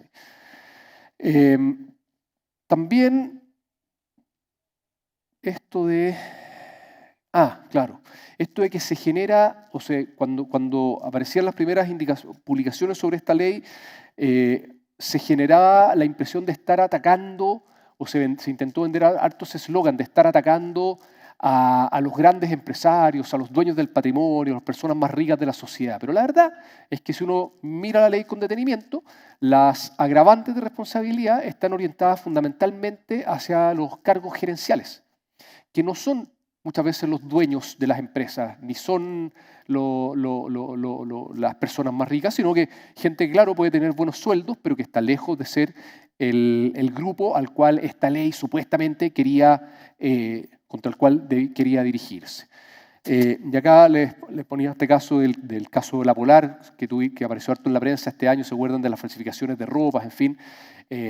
Con esta nueva ley, si es que se estimara que en un delito de esas características ha participado algún gerente o algún ejecutivo de la empresa, la pena nuevamente debería partir en los 5 años y eso generaría entonces privación de libertad para un delito de falsificación de ropa que pareciera no ser tan importante si lo comparamos con delitos, por ejemplo, contra la vida, en que las sanciones van a poder ser más bajas. Las atenuantes que veíamos antes están sumamente restringidas. No tenemos que reprocharle el conducta exterior, no está la colaboración sustancial con la investigación. Las agravantes, por otro lado, son sumamente altas y muchas veces implican cárcel efectiva. Después, esto que les comentaba también, que en varios delitos contra el medio ambiente hay alegaciones en cuanto a que se nos dice que no están bien tipificados, no están claramente señaladas cuáles son las conductas. Ahí, por ejemplo, pongo ese ejemplo, elusión por no someter una actividad al sistema de evaluación de impacto ambiental en circunstancias que abundan incertidumbre respecto a las condiciones que determinan el ingreso al SEIA. Entonces, también los abogados ambientalistas ahí están, como les digo, como les comentaba, bien preocupados.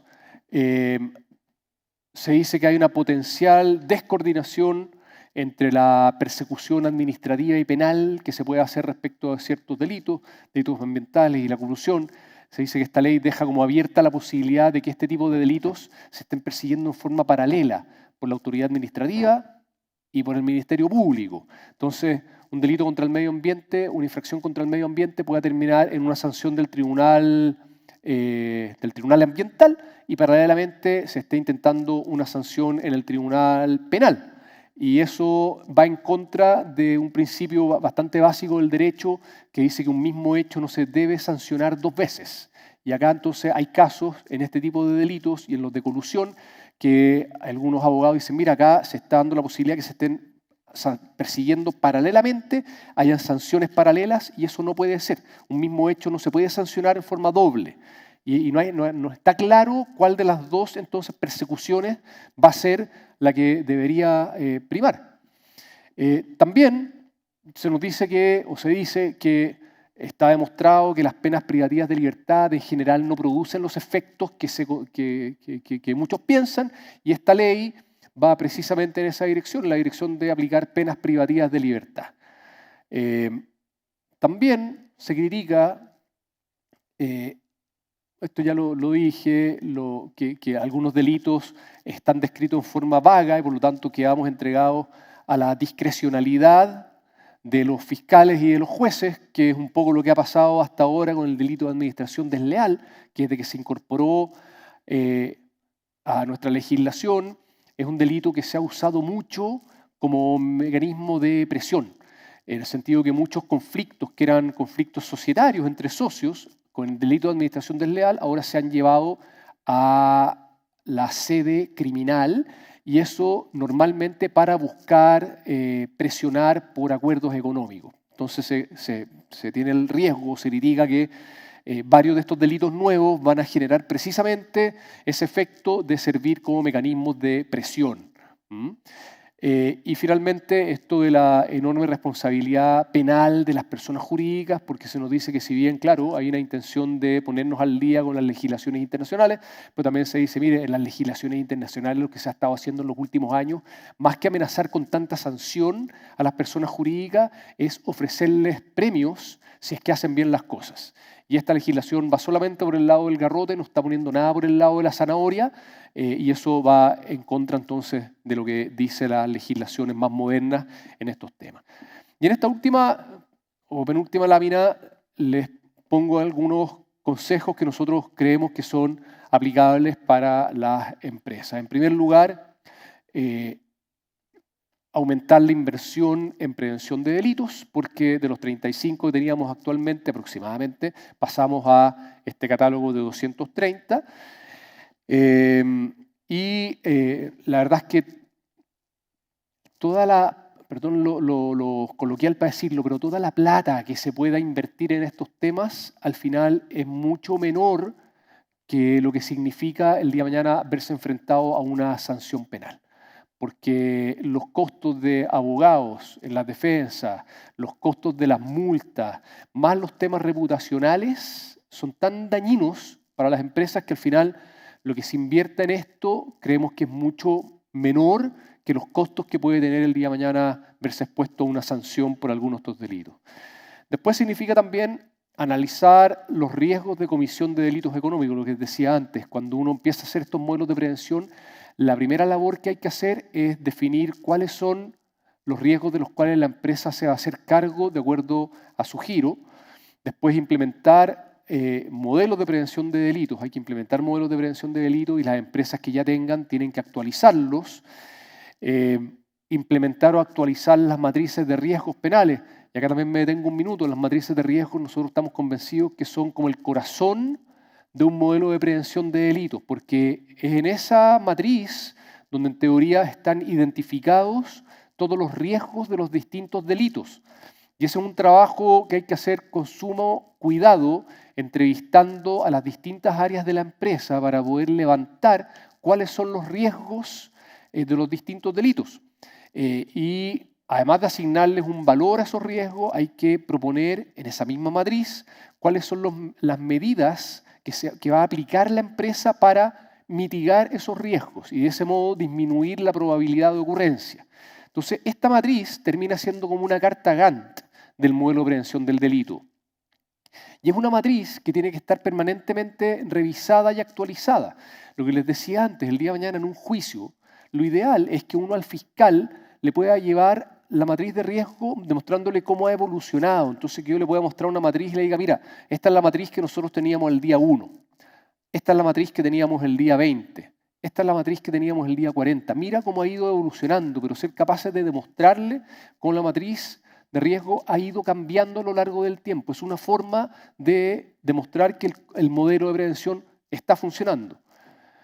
En el número 5, lo que ya estoy diciendo, constatar el correcto funcionamiento de los modelos de prevención. No sirven los modelos de papel. Cuando pongo el caso Corpesca, estoy pensando que en el caso Corpesca una de las cuestiones más importantes que dijo el fallo es que el modelo de prevención de delitos de Corpesca era malo. Y era malo fundamentalmente porque el encargado de prevención de delitos no tenía la jerarquía que debe tener. La ley siempre dice, mire, el encargado de prevención de delitos tiene que tener una jerarquía que significa que en sus temas tiene que dirigirse o reportar directamente al directorio. Es decir, ni siquiera le tiene que pedir permiso o autorización al gerente general en sus temas propios. Lo ideal, por supuesto, creo yo, es que estén alineados el gerente general con el encargado de prevención de delitos, pero en los temas propios de prevención de delitos, el que manda es el encargado de prevención del delito. Y esta persona, entonces, tiene que tener cierta jerarquía, tiene que tener un presupuesto para poder gestionar el modelo. Y este fallo dijo, mire, ¿sabe qué? En Corpesca quedó demostrado que el gerente general hacía y deshacía con el encargado de prevención. No le preguntaba, pasaba por encima de él. Si el encargado de prevención proponía algo, el gerente general no le daba ninguna importancia. Por lo tanto, dijo el fallo, este modelo es malo y no le sirve a usted ni como eximente ni como atenuante, así que la sanción a la empresa va. Se dijo así, con esas mismas palabras. Por eso pongo ahí que los encargados de delitos tienen que tener esas características, esa jerarquía, tienen que tener un presupuesto para poder hacer que este modelo funcione. Después, en el caso de esta industria de vivienda inmobiliaria, también lo que comentaba en algún momento, de que tienen que tener, creo yo, especial cuidado con los ingresos, con las platas que reciban, saber de dónde vienen, cuál es el origen de esas platas, y en las relaciones con los funcionarios públicos, por los delitos de cohecho. También, en el número 8, implementar adecuados canales de denuncia. Eso existe mucho en la ley, que las personas jurídicas tengan canales anónimos de denuncia, de modo tal que cualquier colaborador que esté percatándose que al interior de la organización se está cometiendo algún delito, pueda mandar un correo diciendo, oiga, ¿sabe qué está pasando esto? Y que tenga la seguridad de que su denuncia va a permanecer en el anonimato, es decir, que nadie le va a apuntar el día de mañana a la empresa diciendo, oiga, tú fuiste el que hizo la denuncia. Y para eso hay empresas que prestan ese servicio, que garantizan entonces el anonimato y que además realizan un estudio de la denuncia, le hacen un seguimiento, investigan, comienzan a investigar y finalmente llegan a una conclusión. Y si esa conclusión es que se estaba cometiendo un delito, efectivamente, en el interior de la empresa entonces podrá, por una parte, aplicarle alguna de las sanciones que estén contempladas en el reglamento interno, que pueden llegar hasta el despido, pero además, lo aconsejable va a ser que entregue los antecedentes al Ministerio Público y que le diga, oiga, nos llegó esta denuncia, la investigamos, estas son las conclusiones de nuestra investigación, creemos que se puede haber cometido un delito, por lo tanto le entrego los antecedentes para que usted ahora, Ministerio Público, investigue. Y ahí, claro, esa decisión al final es bien delicada porque uno podría decir, bueno, es que si le entrego los antecedentes al Ministerio Público, el día de mañana esto se va a saber y la noticia que va a vender es que en mi empresa se cometió un delito y yo mismo soy el que le está informando al Ministerio Público, entonces me estoy disparando en los pies. Pero también, de no hacerlo, se corre el riesgo que si después los antecedentes llegan por otro lado al Ministerio Público, ahí la sanción probablemente va a ser más fuerte para la empresa. Por lo tanto, son casos que va a haber que ir revisando, creo yo, uno a uno y con cuidado. Y por último, aumentar las capacitaciones, ojalá evaluadas, lo que ya les comenté, nos parece que es la mejor herramienta. A continuación les dejo acá, por si lo quieren ver de otra forma, todo lo que les he hablado. Este es un esquema de toda la ley que es como un esqueleto, que creo que es bueno para tener una visión distinta. Y finalmente acá dejo este gráfico, que si bien es de hace algunos años atrás, pero demuestra que, esto es del Standard & Poor's de Estados Unidos, demuestra que las empresas que más invierten en estos temas finalmente terminan siendo las que tienen mejores resultados económicos. Las en azul son las que más han invertido en temas de compliance y gobierno corporativo versus las otras que van por allá abajo. Y eso, a mí me tocó verlo, yo he hecho un par de cursos allá y los reglamentos de las empresas dicen, mire, a la empresa dice usted no puede hacer negocios con empresas que no tengan los mismos estándares de compliance que tenemos nosotros. Y nos está tocando verlo, por ejemplo, ahora en las licitaciones que se están llamando en Chile Compra, por ejemplo, en que están exigiendo como requisitos para participar en las licitaciones o para obtener mejores puntajes que las empresas tengan temas de compliance, modelos de prevención de delitos, todas esas cosas van dando puntaje. Y eso a la larga, según indican por lo menos los estudios, significan a la larga mejores resultados en el negocio. Por lo tanto, hay que verlo, creo yo, también como desde ese punto de vista. Si bien, claro, es una ley preocupante, las sanciones son súper altas, pero por otra parte, la ley nos dice, mire, esto es lo que usted tiene que hacer para no ser sancionado y si es que uno lo hace bien, al final redunda en puros beneficios. Hay una mejor cultura ética corporativa en la empresa y termina pudiendo hacerse mejores negocios. La experiencia que tenemos nosotros es que cuando estas cuestiones las empezamos a hacer en las empresas, el primer año, los primeros 2 años, cuestan, la gente se siente que la están torpedeando, que hay mucha burocracia, pero ahí es donde hay que lograr un equilibrio también entre lo que es hacer bien este trabajo sin afectar la marcha del negocio, que el negocio se pueda seguir haciendo, pero claro, metiéndole estas cuestiones que aseguren que uno lo está haciendo bien. Al principio cuesta, pero poco a poco, créanme porque lo he visto, la cuestión empieza a funcionar cada vez mejor aceitada y al final la cuestión ya termina andando sola. Cuesta iniciarlo, pero después avanza y termina siendo puro beneficio. Eso es lo que yo venía a contarles. Gracias por la paciencia y quedo abierto ahora si es que hay, Gonzalo, alguna pregunta en la que pueda opinar.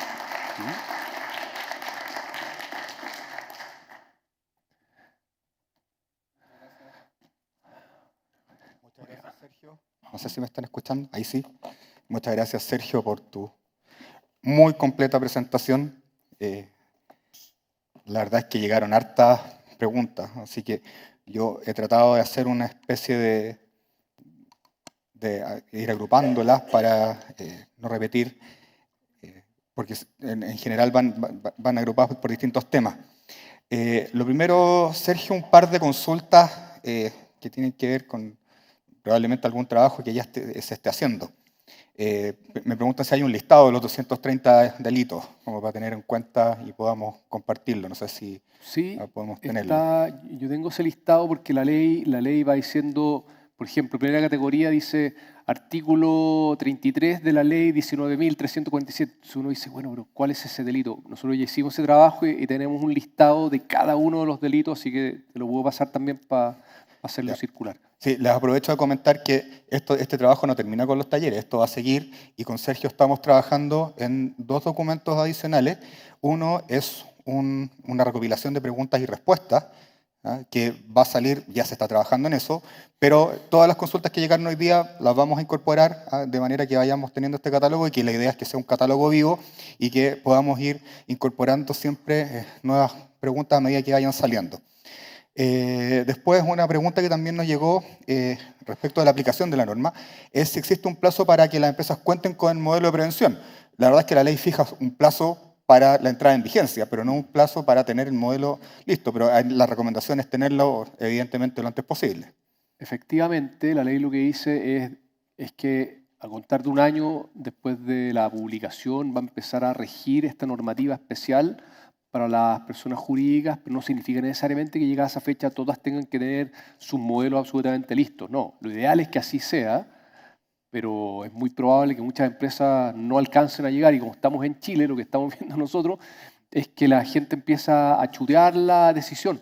Entonces el mensaje que estamos mandando nosotros es que no lo dejen para último minuto porque hacer un buen modelo de prevención toma varios meses. En nuestra experiencia, empresas chicas, por lo menos un par de meses, empresas medianas o grandes, podemos llegar a veces a los 5 o 6 meses que tenemos que estar trabajando firme para poder armar un modelo que sea realmente bueno. Sí, sobre lo mismo, Sergio, una consulta que nos llegó que me parece bien interesante es que tú señalaste en la presentación que esto no aplica a las micro y pequeñas empresas. Pero ¿qué pasa, y esta es la pregunta, qué pasa con aquellas empresas que son de menor tamaño, que califican como empresas de menor tamaño, pero que forman parte de un holding, que están inmersas dentro de una estructura societaria más grande? Yo creo que ahí la recomendación es tener el modelo de todas maneras. Sí, la ley hace referencia y dice que ahí se considera el holding, se considera esa como la empresa general. Así que si una está en esa calidad, queda incluida ahí. Y ahí la experiencia, ¿cuál es? ¿Es la matriz la que genera el modelo o cada una de las empresas por separado? ¿Cómo ha sido la práctica? Eso siempre nos consultan y yo les diría que he visto mucho de que empresas que tenían estos holdings y a veces una matriz, pero las de abajo eran de giros completamente distintos o con cierta relación, pero no iguales.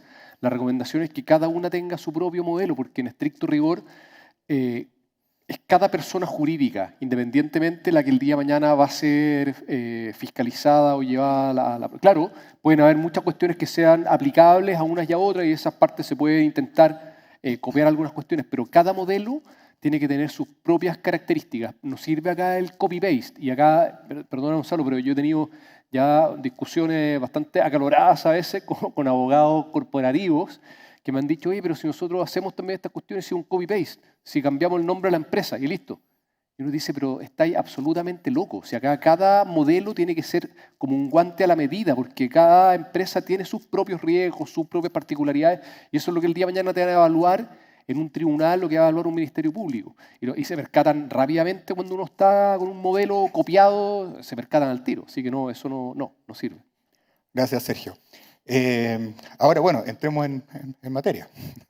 Las preguntas del área que nos tocaba hoy día.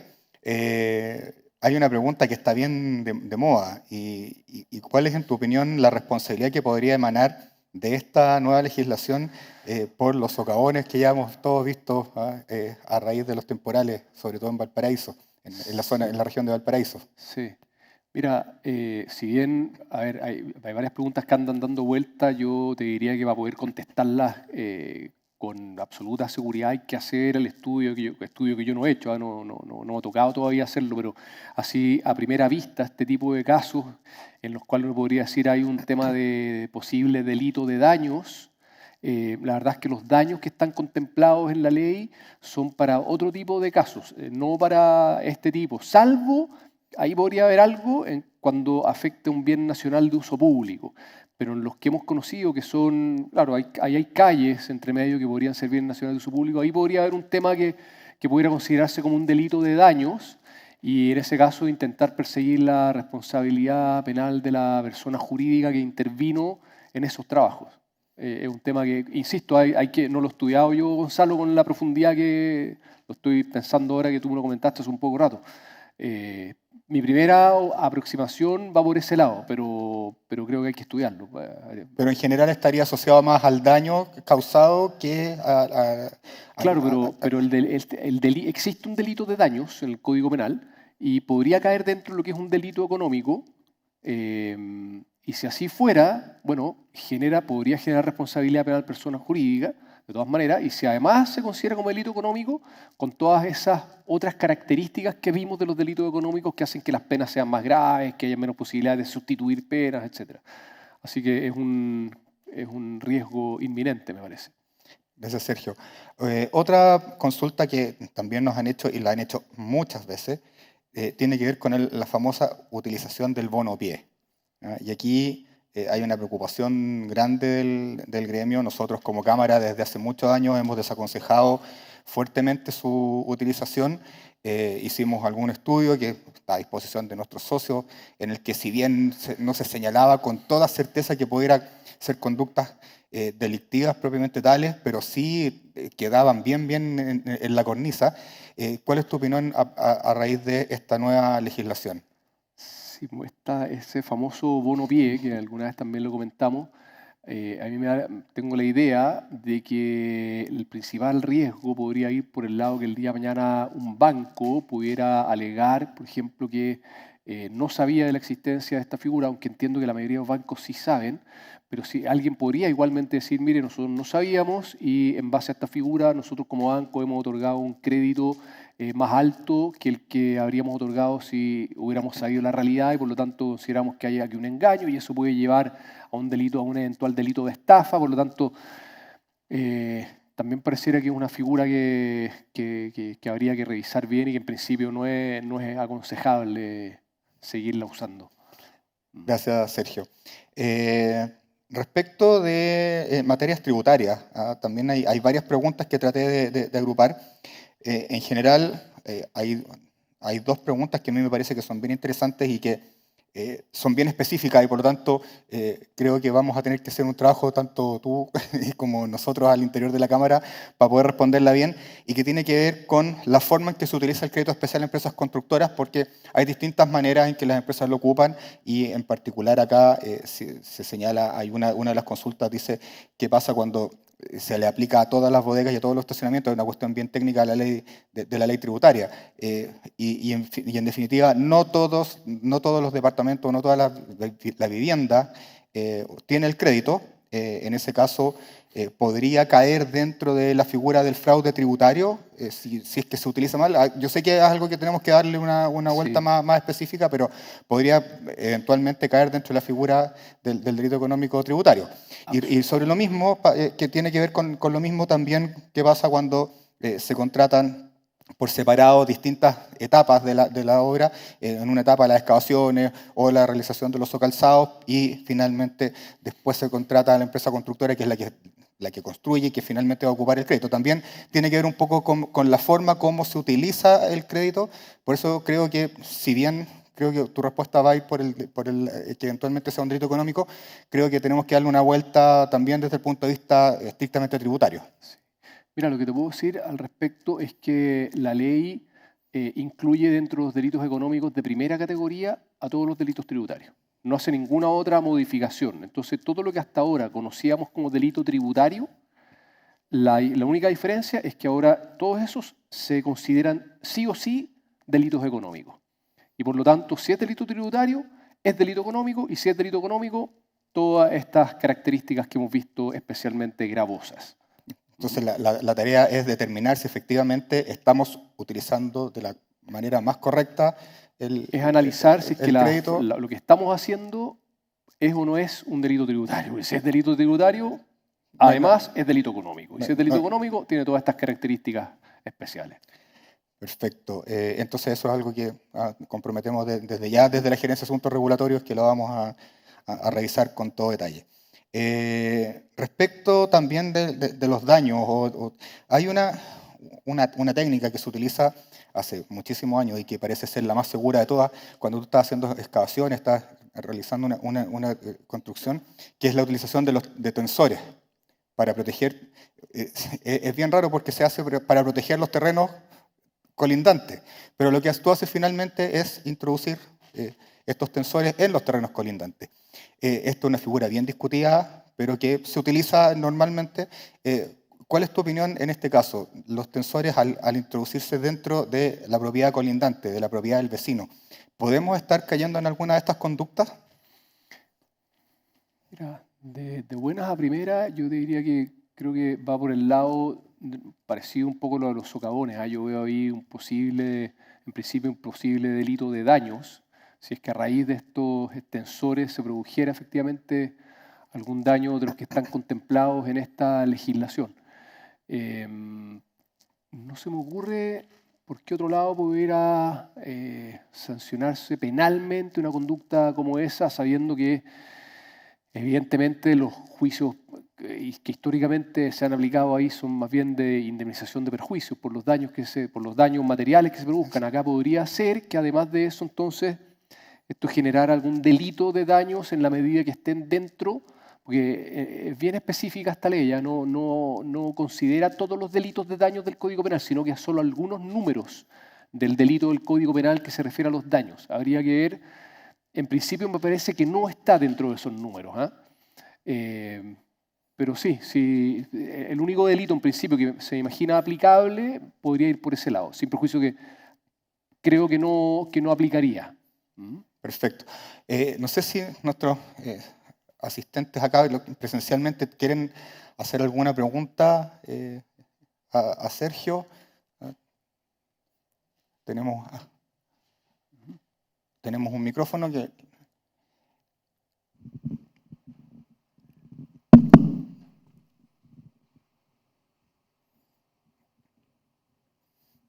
Hola Sergio, gracias por la exposición. Quedo quizá un poco preocupado con algunas cosas, pero hay que darle. Me queda una duda, no sé si con el tema de que yo como inmobiliaria contrato una constructora para que me construya un proyecto y esta constructora comete el delito de retener o no pagar las imposiciones. Independiente que yo pueda llevar un control, se me puede pasar con alguien. ¿Me puede rebotar a mí una demanda penal, una querella penal por esto? Yo me temo que sí, porque por lo que decía de la cadena de responsabilidad, cómo se amplió ahora, me temo que sí, podría rebotar, y ahí el tema estaría en ser capaz de demostrar que tú como inmobiliaria tomaste todas las medidas preventivas que estaban a tu alcance. Si es que no obstante eso se cometió otro delito, uno creo que podría quedar exento de responsabilidad. Ahí el tema sería, insisto, lograr demostrar que se hizo todo lo que se podía hacer para evitar que algo así ocurriera. Y eso normalmente en la práctica lo hacemos, por ejemplo, a través de hacer que nuestras contratistas o las empresas que nos prestan servicios firmen anexos, ¿no es verdad?, en que señalan que saben que nuestra empresa tiene un modelo de prevención del delito, que se obliga a respetarlo, que se obliga a no incurrir y uno le pone específicamente las conductas que son más riesgosas, dentro de las cuales podrían estar específicamente este tipo. Con ese tipo de antecedentes uno llega el día de mañana a decirle al fiscal, oye, pero mira, si yo hice todo lo que, ¿qué más podía hacer? Ya no se podía hacer más que esto. Pero lamentablemente, como quedó tan extensa las cadenas, aumentan mucho las posibilidades de verse injustamente involucrado el día de mañana en una investigación. Sí. Gracias por la presentación. Pregunta, ¿va a existir un ente fiscalizador aparte o estos van a ser demandas entre privados que van a gatillar un delito económico o va a haber un ente fiscalizador así como la UAF que va a decir, oye, acá estáis cometiendo un delito? Yo diría que en principio no. En principio el ente fiscalizador que a mí personalmente siempre más me preocupa es la UAF, porque puede fiscalizar de oficio. Y las sanciones que puede aplicar la UAF, además de todas las que hemos visto acá, las sanciones de la UAF son inmensamente altas en materia de multas. No me acuerdo este minuto cuánto era, pero eran sumas considerablemente altas y además son multas que se pueden perseguir, lo dice expresamente esa ley, en los patrimonios de los dueños. Entonces, a mí personalmente lo que me preocupa siempre es la UAF. En el resto de los delitos, te diría que por regla general, no, las investigaciones deberán generarse por alguna denuncia o alguna querella de alguien.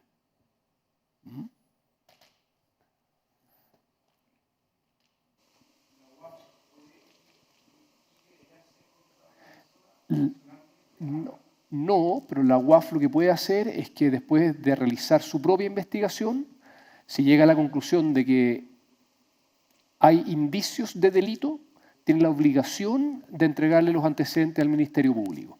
Entonces la UAF probablemente pueda terminar aplicando una sanción propia de su ley, de estas que son tan altas, pero además de eso, entregarle los antecedentes al Ministerio Público y eso generar entonces la investigación propiamente penal.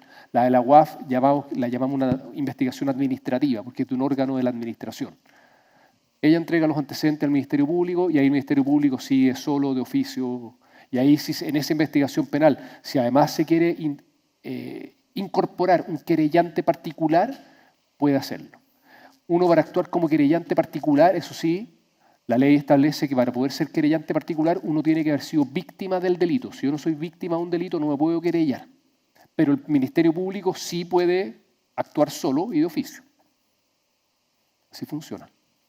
Sergio, una pregunta que también recibimos acá por el chat es bien evidente. ¿Qué pasa, dada la cuantía de las multas, estas sumas exorbitantes que tú nos mostraste en la presentación, qué pasa si no hay patrimonio suficiente en la empresa? Sí, pues, la ley establece posibilidades de pago en cuotas, diferidos y, claro, también eso ya vamos a quedar entregados, yo creo, al sentido común de los jueces, en el sentido que puedan terminar diciendo, tras evaluar el patrimonio de la empresa, puedan finalmente decidir aplicar no una sanción tan alta, sabiendo que si se van al extremo, la empresa va a desaparecer. Y ahí vamos a quedar entregados nuevamente un poco a la discrecionalidad de los jueces, que lamentablemente en general no son muy pro-empresarios, te diría la impresión que tengo. Lamentablemente en nuestro sistema judicial y el Ministerio Público la percepción que tengo pues, es súper personal, puedo estar equivocado, es que si bien veo muy poca corrupción, a diferencia de lo que veo en otros países o de la corrupción que uno sentía en el sistema penal antiguo. En el sistema penal antiguo estaban los actuarios, no sé si ustedes oyeron hablar, los actuarios eran seres siniestros que manejaban los expedientes escondidos, era un mundo muy feo ese mundo penal. Desde que tenemos la reforma procesal penal es todo mucho más transparente y la percepción que tenemos los abogados litigantes es que no hay mayor corrupción, es decir, yo nunca he sabido ni he tenido sospecha de que a un fiscal, por ejemplo, le hayan pagado para que sea en una dirección y tampoco un juez. Pero, desde el punto de vista político, sí hemos visto a veces fuerte tendencia hacia ciertas posiciones que hacen que sus juicios finalmente no terminen siendo los objetivos que uno esperaría, sino que están muy presionados por las ideologías políticas a veces. Tengo una pregunta que tiene más que ver con las cosas que nos pasan más a menudo. Y aparece como delito económico el tema de los accidentes laborales. Sí. ¿Hay algún nivel de los accidentes laborales? ¿Hay una diferencia entre el accidente fatal, el grave y el menor? Y por otra parte, ¿es extensible a las enfermedades profesionales que nos está llegando permanentemente demanda en ese ámbito? Sí. A ver, en materia de gravedad de los accidentes, no rigen, te diría yo, los criterios de la legislación laboral, sino que los criterios de la ley penal, en que tenemos por parte la muerte y después en materia de lesiones, las lesiones penalmente se gradúan entre lesiones leves, menos graves, gravísimas, en fin, y ahí es el Código Penal el que nos dice cuándo una lesión tiene que calificarse en alguna de estas distintas hipótesis. Y cada una de esas distintas hipótesis tiene penas más o menos graves. Eso yo creo que es lo que va a aplicar acá. Y lo de las enfermedades profesionales, tengo más dudas, no lo he revisado. Te diría que por ahora lo que hemos visto es que está pensado casi exclusivamente para accidentes que generen lesiones o muertes.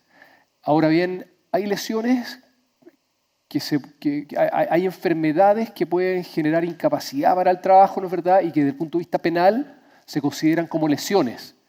Por lo tanto, desde ese punto de vista, sí, podría ser entonces que enfermedades profesionales terminen considerándose lesiones desde el punto de vista penal y de esa forma gatillando entonces un posible delito económico. Cuasi delito, porque se entiende que no hay dolo, sino que hay culpa y por lo tanto las penas son bastante más bajas que si hubiera dolo. Así creo que va a funcionar. No veo más manos levantadas acá. Sergio, hay hartas dudas, o no sé si podemos aclarar bien la vigencia de la norma.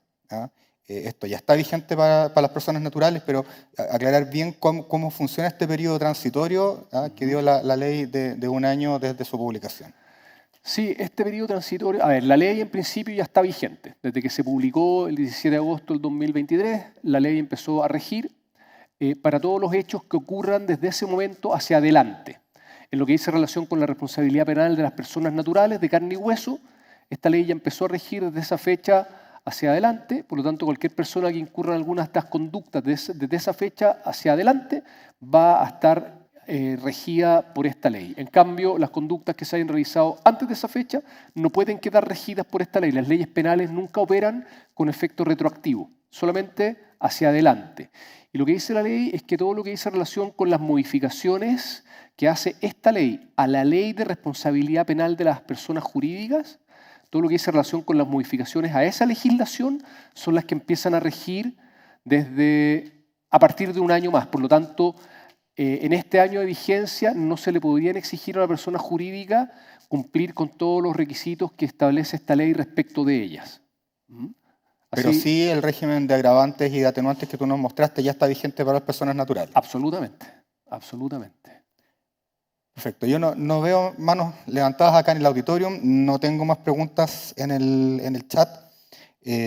Por lo tanto, podríamos... Quizás una sola observación que también me ha tocado, es la percepción que tengo después de este periodo.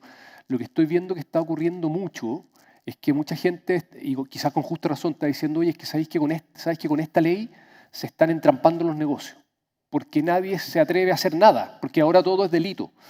Entonces, claro, sobre todo viendo cómo está el país, ¿no es verdad? Que estamos tan estancados en este minuto, ver que nos tiren esta ley es como que nos pongan una pata encima de una situación que ya está mala. Y claro, ojalá que no sea eso el efecto que se produzca. Es fácil decirlo, pero difícil conseguirlo. Y lo que están entonces haciendo muchas empresas es empezar a consultar. directamente. Y los directorios están empezando a mandar cada vez más consultas. Oye, que el abogado nos informe si esto se puede hacer. Porque por último, el día de mañana tenemos esa respuesta de un abogado. Entonces vamos a hacer, si que el abogado nos dice que se puede hacer o cómo hacerlo, nosotros ya lo vamos a hacer y tenemos una defensa el día de mañana. Si alguien nos apunta y dice que ustedes actuaron mal, oye, perdón, acá está el informe de un experto, así que contra nosotros no vayan. Esa está siendo, creo, una buena forma en que las empresas están empezando a gestionar esta nueva realidad. Bueno, no me queda más que ir cerrando entonces este taller, no tenemos más consultas.